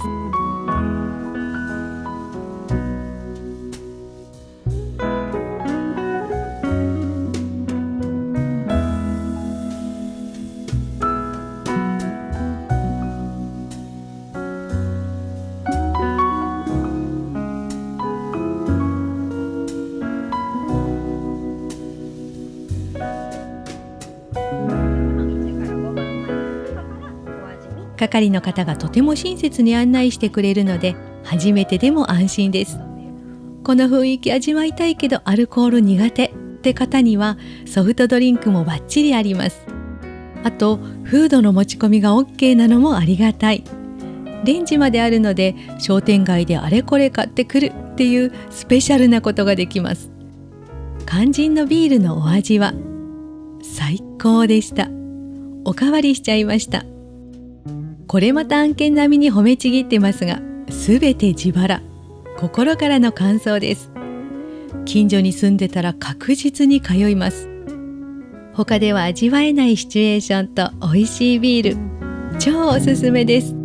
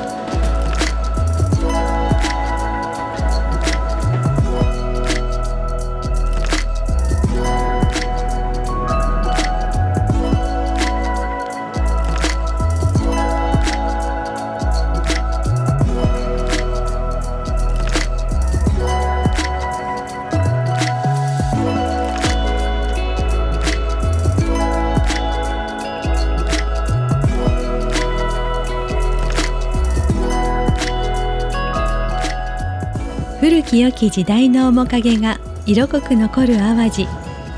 鉄道の高架化という進化に合わせ街が変わろうとしています。踏切のある風景や味わい深い街並みがなくなってしまうのは寂しいですが、安全で快適な街への一歩、新しい淡路も楽しみです。この動画を見て今のうちに淡路行っとかなって思ってくれたら嬉しいです。今回訪れた場所は概要欄に載せているので、おいたんぼうレポートお待ちしてます。最後までご覧いただきありがとうございました。よかったらチャンネル登録と高評価で応援してください。あと一言でいいので感想をもらえると嬉しいです。皆さんのコメントを読むのがとっても楽しいです。ではまた次回の動画でお会いしましょう。クスノキの全貌を撮ろうとしたら立派すぎてブリッジ必須でした。元体操部腕の見せ所です。長時間のご乗車お疲れ様でした。まもなく終点の福島です。大阪駅からたった一駅とは思えないディープな街並み。ただいよいよ進化の波が押し寄せ、その趣も失われつつあります。過去が未来に飲み込まれるその前に、ディープ福島の魅力、どうぞじっくり味わってください。今をときめく大阪梅北エリアから目と鼻の先にもかかわらず、まるで時代に取り残されたかのような下町情緒あふれる街があります。福島。老舗が並ぶ商店街、路地にひしめき合う飲み屋街、大都会からすぐとは思えないこの奇跡の街は、長い間多くの人に愛されてきました。ところがいよいよ都市開発の波に飲まれ、その姿を変えようとしています。進化の陰で消える昭和の面影、今のうちに味わっておかないといけません。最近はあっちでもこっちでも昭和が消えかけているので、もう大忙し。今日もしっかり堪能していきます。ここまで過去と未来が交差している街、なかなかありません。味わい深いスポットをたくさんご紹介するので、ぜひ最後までお楽しみください。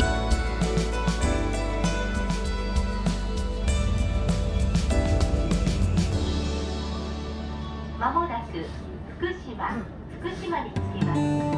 お出口は右側です。ということで、大阪市福島区にある JR 環状線福島駅にやってきました。大阪駅からたった一駅、たった1分で到着です。歩いても15分かかりません。この辺りは他にも阪神電鉄の福島駅や JR 東西線の新福島駅があって、阪神を使えば神戸方面へ、環状線は都心部をぐるっと、東西線は複数路線と連絡しているので、西へも東へも福島発でなんかいろんな方向に行けちゃう、とても便利な立地です。なんといってもあの梅田に歩いて行けるのは強い。あと USJ どころか、その中の任天堂ワールドへ直行しそうな電車もやってきます。ところでこの福島駅、発車メロディーはこちら。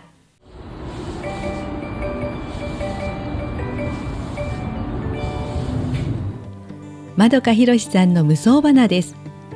出身地なのかなって調べてみたら、全然。彼は高知県でした。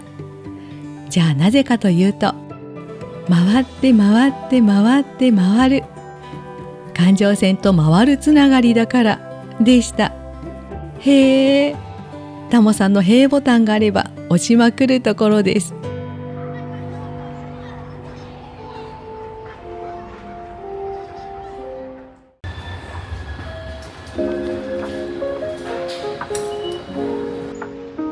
駅から出てきました。狭くてごちゃごちゃしてて、なんかよくわからないテイストなんですけど、魅力的です。待ち合わせでごった返す夜になると、さらにいい味出します。ここが最近洗練されまくっている梅北から徒歩圏内なんて、にわかには信じがたいですよね。でもその大都会のすぐそばという証拠に梅田周辺の再開発の影響をしっかり受けています。福島といえば高架下に個性的な飲食店や飲み屋が連なって私の欲望を存分に満たしてくれるエリアだったんですが、残念ながら一部様変わりしていました。それは後ほどそのあたりをご覧いただきながら解説するとして、駅前に突如ある踏切についてお話ししておきましょう。この線路は JR の梅田貨物線、吹田貨物ターミナル駅と西九条駅を結んでいます。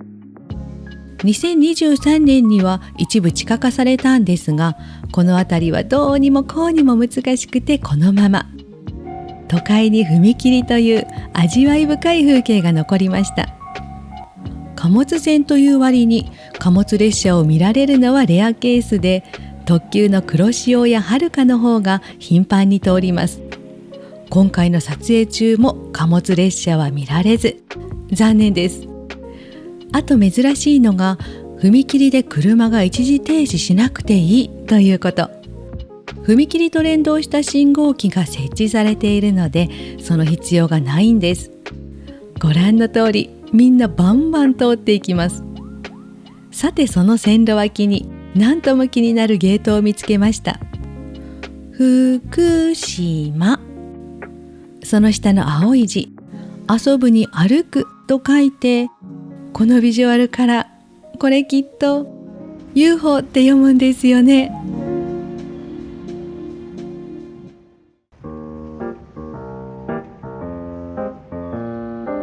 UFO のインパクトに気を取られて突っ込みそびれましたが、売れても売らない商店街、ぶちかましてきます。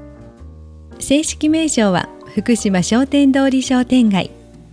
商店さんへの賛同として古くから発展した由緒ある商店街です。商店さんというのはこの先にあるお寺、良徳院のこと。江戸時代以前から続くと言われている歴史あるお寺です。後で伺いましょう。東西に約330メートル続く商店街。飲食店が多い印象ですが、生活に根付いたお店もあって、地元の方には重宝されているんじゃないでしょうか。いやー、江戸時代の人々もこの道を通っていたのかと思うと感慨深いです。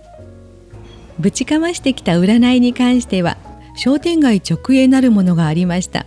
面白い。そもそもなぜ占い推しなのかというと、江戸時代に活躍した観相家、今でいう人相占いですね。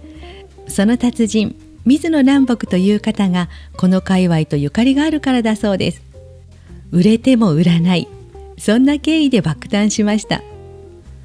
空を見上げると電線がいい味出していて、懐かしい気持ちになります。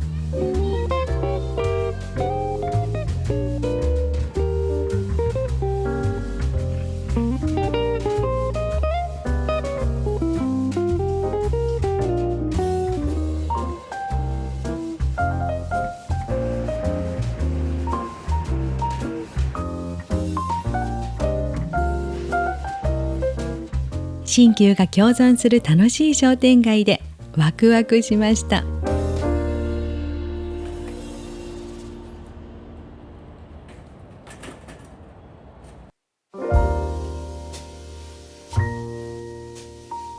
たこ焼き、ドーナツ、気になるお店がたくさんあったんですが、その中でも群を抜いてハートをキャッチされたのがこちら、コーヒー館玉一。ドストライクな佇まいにメロメロです。想像以上に素敵だった店内、普段は使ってない2階も特別に見せてくださいました。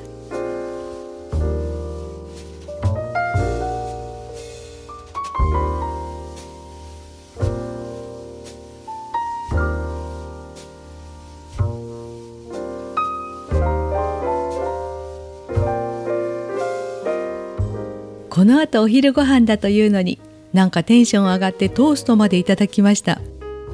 喫茶店のトースト好きなんですよね。この分厚さにバターもたっぷり、コーヒーも丁寧に入れてくれてるのがわかる美味しさです。何でもアイスコーヒーは朝4時に起きて仕込んでいるそうです。大正時代から続く老舗中の老舗で、今年はちょうど110年。すごいです。マスターがこれまたお店に負けない味わい深い方で、ずっと前から知り合いだったような、お話ししてるとそんな穏やかな気持ちになります。コーヒーよりマスターとの何気ない会話目当てに通いたいほど。そしてお昼ご飯もこの充実ぶり。その秘密は、お隣のお弁当屋さんもマスターのお店だから。注文するとほどなくして出来たてが運ばれてきます。ちょっと撮影させてもらいました。こんな感じ。ナイスシステムですよね。お弁当屋さん自体も大人気。次はぜひランチに伺いたいと思います。あとこだわりのアイスコーヒーも。でも一番のお目当てはマスターとのお話です。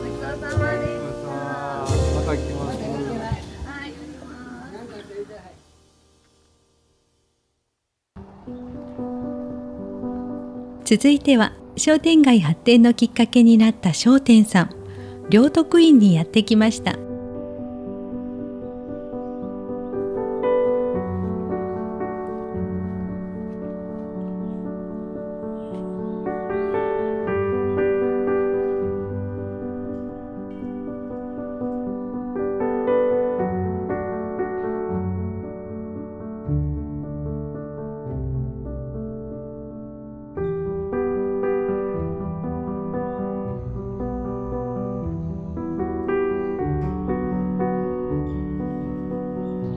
お寺でありながら鳥居や狛犬、神仏集合のパワーを感じます。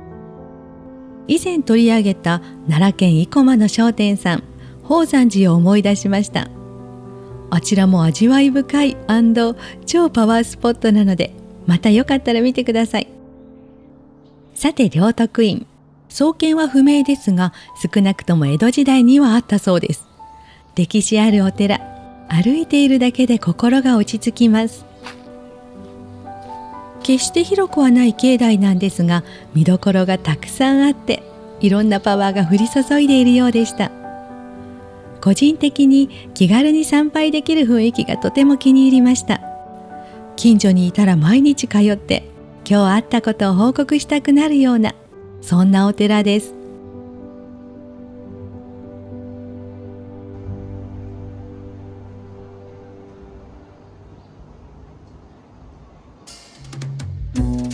さあ次はお楽しみのランチタイムです。誰よりも楽しみにしているのは私です。ついさっきトースト食べてなかったっけと思った皆さん、食べましたが何か、しかも炭水化物モード発動です。伺ったのはサギス山賀そば、商店さんのすぐそばです。ダジャレじゃないですからね。売れても占いの影響受けてないですからね。気を取り直して、商店さんから徒歩1分もかからない山賀そば。公式サイトによると創業60年の老舗だそうです。趣あります。私の子供の頃の外食は父がせっかちだったので、すぐに出てくるおうどんかお蕎麦屋さんばかりでした。なのでこういうお店に来ると懐かしくてほんわかした気持ちになります。それにしてもほとんどが1000円以下です。単品どころか定食まで。で、散々悩んで選んだのが山かけそば。親子丼も食べたかったんですが、さすがにトースト食べてすぐなので諦めました。プルプルでツヤツヤの卵。本当にこのお値段でいいんすかって感じです。お出汁をかけて、ネバネバでもうかき混ぜてる時点から美味しいの確定です。私の目に狂いはありませんでした。めちゃくちゃ美味しいです。お蕎麦もお出汁も毎日仕込む自家製。美味しいのも納得です。わさびも地味に美味しいんですよね。わさびにこだわってるお蕎麦屋さん、私調べでは間違いないです。そしてお出汁が美味しいということは、丼が美味しいのも確定です。さっきのコーヒー館玉市さんでお弁当を食べないといけないし、福島へは何度も通うことになりそうです。早い、安い、うまいをモットーにされている山賀そばさん。実はそれだけじゃなくて、お店の方がとても親切なのもお伝えしておきましょう。帰り際、声をかけながら見送ってくださるのが心地よかったです。何気ない会話なんですが、また来ようって思う瞬間でした。いいお店見つけちゃいました。早い、安い、うまい、居心地いい、おすすめです。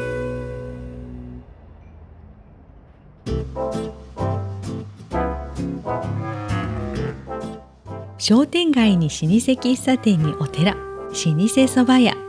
福島のレトロ攻撃が止まらないんですが、さらに大物がいるので向かいましょう。3.9 メートル、3.9 メートル、3.9 メートル、3.9 メートル。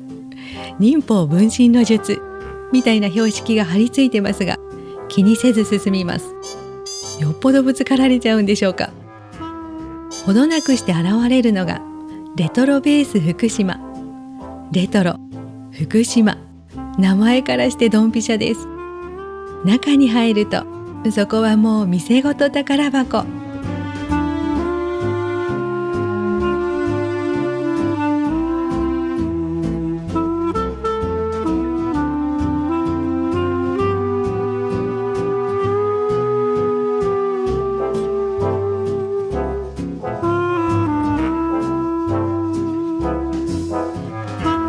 圧倒されるほど膨大なレトログッズに大興奮です。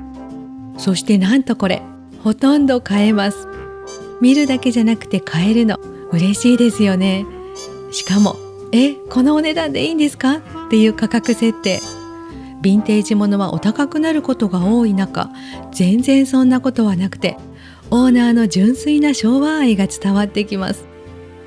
オープンは今年の4月29日。ピンときた方いらっしゃいますか？そう、昭和の日です。これもこだわりだそうです。素晴らしい。それにしても目移りします。懐かしいが止まりません。ヤング王のさんまちゃん、可愛かったなとか、覚えてますか？ハッピー？忘れかけてた思い出が次々蘇ってきて、ジーンとなりました。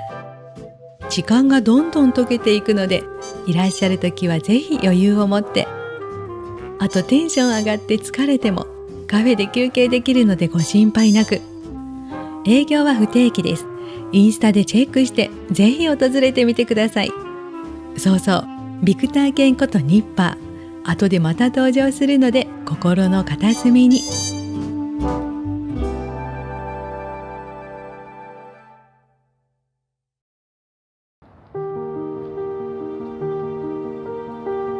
一旦 JR 福島駅に戻ります。これまでは駅の北側をうろうろしてたんですが、ちょっと南側の様子も見に行きましょう。すでに開発されて今時になっちゃった場所もあるエリアです。とか言った矢先に、まだ南側でもないんですが、タワマン予定地を発見。完成したらまた街の様子がぐっと変わりそうです。道を挟んで向こう側、囲いがしてあるのは将棋会館でした。今は高槻へ移転しています。赤いレンガの建物に大きな文字で縦書き、インパクトありました。1階のレストランも気になってたので行っとけばよかったです。この後は何ができるんでしょう。で、JR の高架をくぐってと思ったら、何やらディープな空気が流れてきました。入ってみましょう。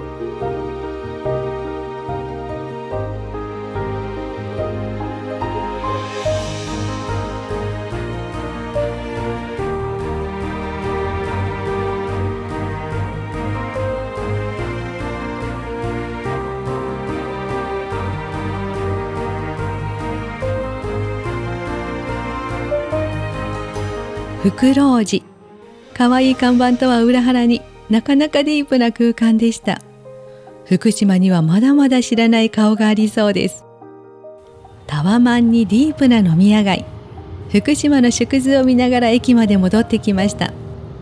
次は南側を散策します。まずは高架下から。OK2 番街。OK、OK っていう意味だと思った皆さん、のんのんのんでございます。大阪の O、環状線の K で OK だそうです。 OK シリーズ、欠番はあれど高架下をずっとなんか西九条の方まで続いてるって聞いたことがあるんですが、本当でしょうか。先日通りかかったお隣の駅野田では OK12 を見かけました。偶然見かけてテンション上がりました。以前は駅の東側に OK1 番街もあったんですが、梅田貨物線が一部地下になるっていう工事の時に全店舗立ち退きとなりました。冒頭でお話しした高架下の様変わり大評価ですね。赤いテントのワインバーがある風景、まだしっかり記憶に残ってます。いくつかのお店で飲んだくれたことが、いやお食事したことがあるんですが、中もそれはもうエモかったです。わら焼きのお店美味しかったな。今はもうないなんて残念すぎます。福丸通りなんてこじゃれた通りも出現していました。ここも様変わり。欠番があってもいい。残っている OK シリーズ、末永く活躍してほしいです。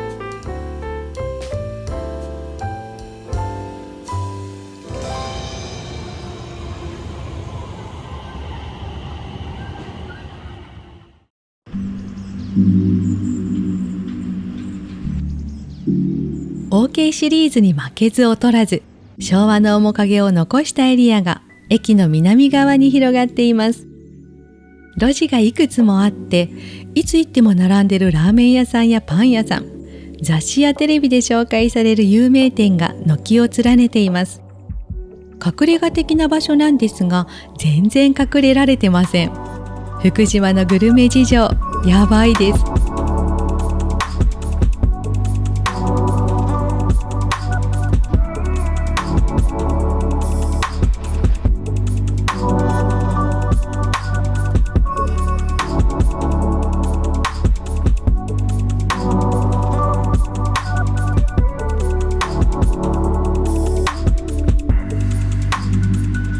このチャンネルが愛してやまない銭湯は残念ながら今年の4月に閉業されていました。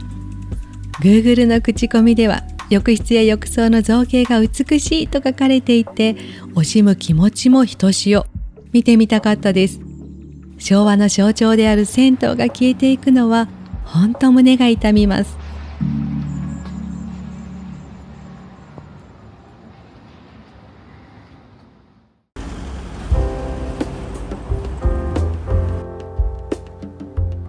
路地から大通りに出てくると、視界を遮る巨大なクレーン。なにわ筋線、2031年の開業を目指して絶賛工事中です。街のあちこちで仮囲いを見かけたり、長い期間通行止めの区間もあります。そもそもなにわ筋線って何かというと、梅北エリアの真下にできた大阪駅地下ホームと難波駅、そして南海本線の新今宮駅を結ぶ地下鉄道です。開業の一番の狙いはこれ。関西空港へのアクセスを改善すること。環状線は回って回って回って回るので遠回りになっちゃうんです。その点なにわ筋線は都心の真ん中をぶち抜いて直線的にアクセスできるので劇的に便利になります。総事業費はなんと3300億円の一大プロジェクト。そしてこれが福島が変わっていく大きな要因となっています。利便性と引き換えに長く愛されてきた風景が消えていく。仕方ないことなんですが、惜しまずにはいられません。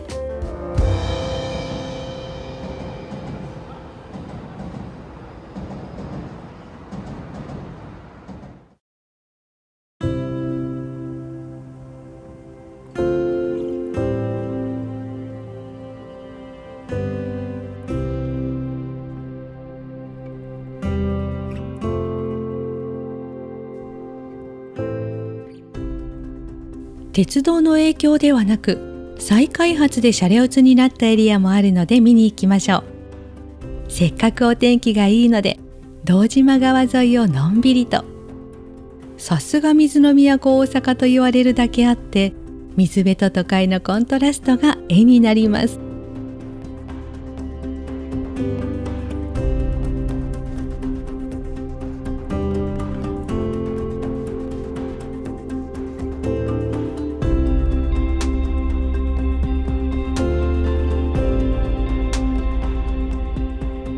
開発でシャレオツになったエリア、小樽町に到着です。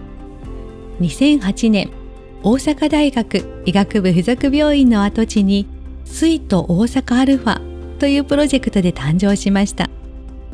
とってもおしゃれなんですが、一番に目に入ってきたのが福沢諭吉がここで生まれたぞというモニュメント。それは知りませんでした。今となっては過去の人ですが、いや、もともと過去の人なんですけどね。彼が1万円札だった頃のときめきはまだ忘れていません。もはや代名詞で諭吉2枚とか言ってましたよね。そして視線を上げると、朝日放送、通称 ABC テレビの本社。私はいずれの呼び方も使わず、6ちゃんですね。せっかくテレビ局だし、芸能人に会えないかななんて思ってたんですが、残念ながら見かけませんでした。そういえばずっと前の動画で初めて会った芸能人が宮尾すすむさんだと話したところ、コメント欄で皆さんが初めて会った芸能人を続々教えてくれて、興味深く読ませてもらいました。結構なラインナップに驚きました。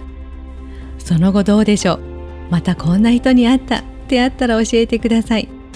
私は残念ながらとーんとご無沙汰です。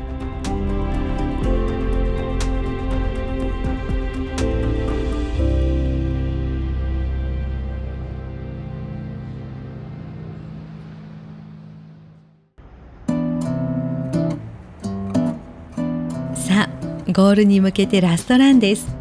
あ、ゴールはまだお楽しみです。の前に気になるところがあるので寄りましょう。おしゃれ小樽町から歩いて数分、見えてきたのは森蔵じゃなくて緑生い茂るゾーン。福島は目がくらむような高層ビルのそばに森蔵みたいな家があったり、新旧のコントラストがほんとすごいです。そんな中、また違ったおしゃれオーラを出すカフェを発見しました。スタジオクートカフェ。センス抜群の外観、かわいいワンちゃんののぼり、これは入らずにはいられません。のぼりだけじゃなく、本当にかわいいワンちゃんがお出迎えしてくれます。そして予想の何倍も素敵な空間でした。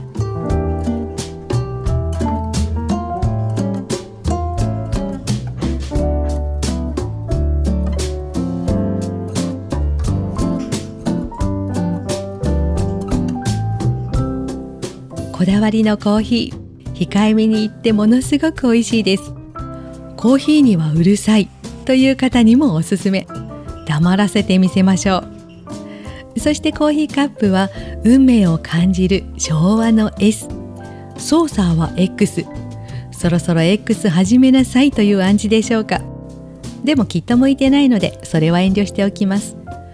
お店にはギャラリーもあって、素敵な作品が展示されていました。かわいいキーホルダーをゲットです。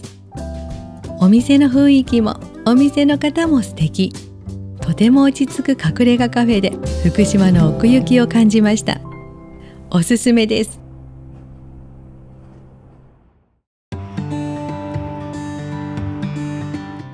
今度こそラストラン。皆さんにお見せしたいものがあるので、最終目的地に向かいましょう。味わい深いゾーン、絶賛工事中ゾーン。福島の過去と未来が交差するエリアを抜けて進んでいます。こちらちょっと珍しいので説明しておきましょう。関西にお住まいならご存知の方も多いでしょうか。 TKP ゲートタワービル。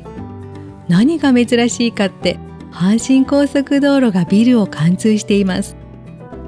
このビルと阪神高速は全く別の企業で、5階から7階部分のテナントとして阪神高速が入居している状態です。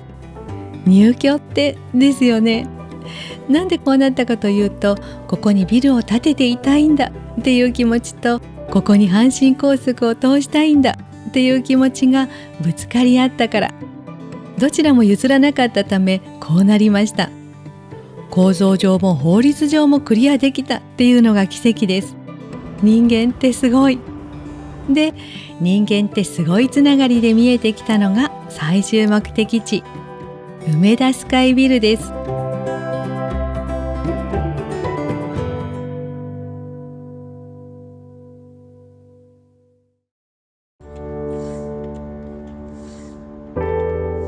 もはや福島を飛び出しましたが、皆さんにあの上から見る大阪の景色を披露したくてやってきました。その前に梅田スカイビルについて軽く説明を。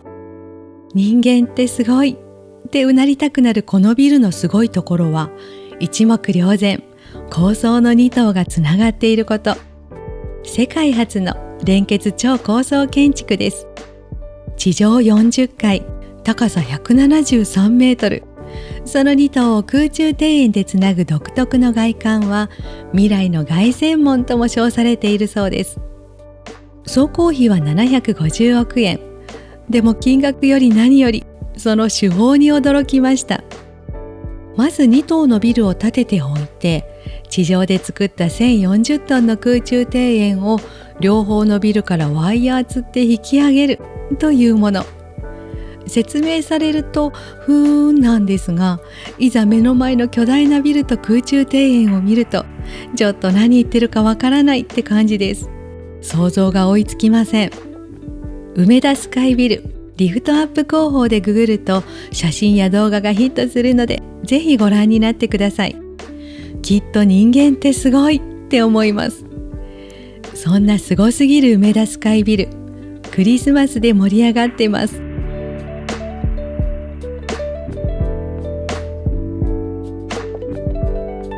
さあ、いよいよ空中庭園へ。と、あの行列はもしかして。皆さん、大変申し訳ないんですが、私の辞書に並ぶという文字はないので、ここはどうかお許しください。お詫びに梅田スカイビルがいかに大きいか、こちらの映像をどうぞ。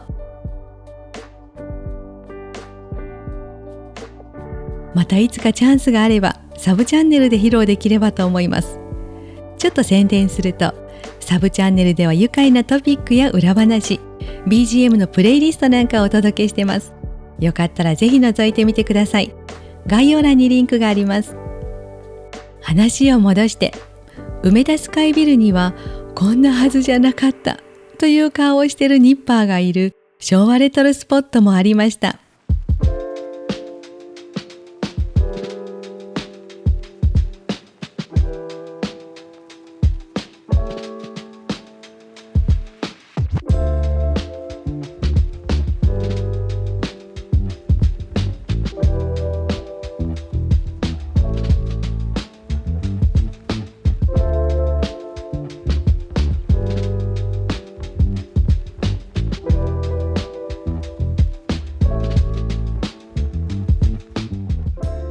なかなか強引な昭和レトロの中に本当のレトロもあって、いろんな意味で楽しめました。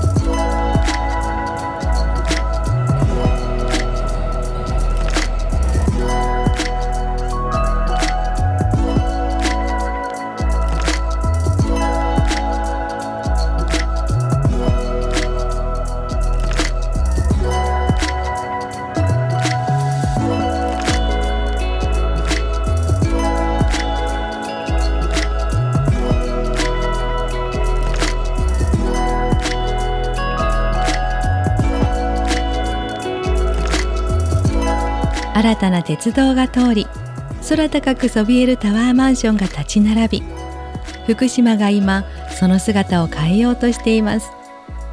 都心のすぐそばという立ち位置からもはや都心の一部へ、すっかり変わってしまう前に懐かしい風景をたどりました。すでに様変わりしているところもありましたが、昔の思い出がよみがえる風景もまだたくさん。ぜひ皆さんにも過去と未来が共存する福島、今のうちに訪れてほしいです。最後までご覧いただきありがとうございました。よかったらチャンネル登録と高評価で応援してください。皆さんの思い出コメントもいただけると嬉しいです。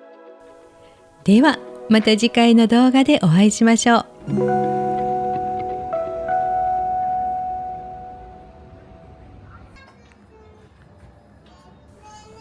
なんか急に魅惑の変身を思い出しました。なんででしょう。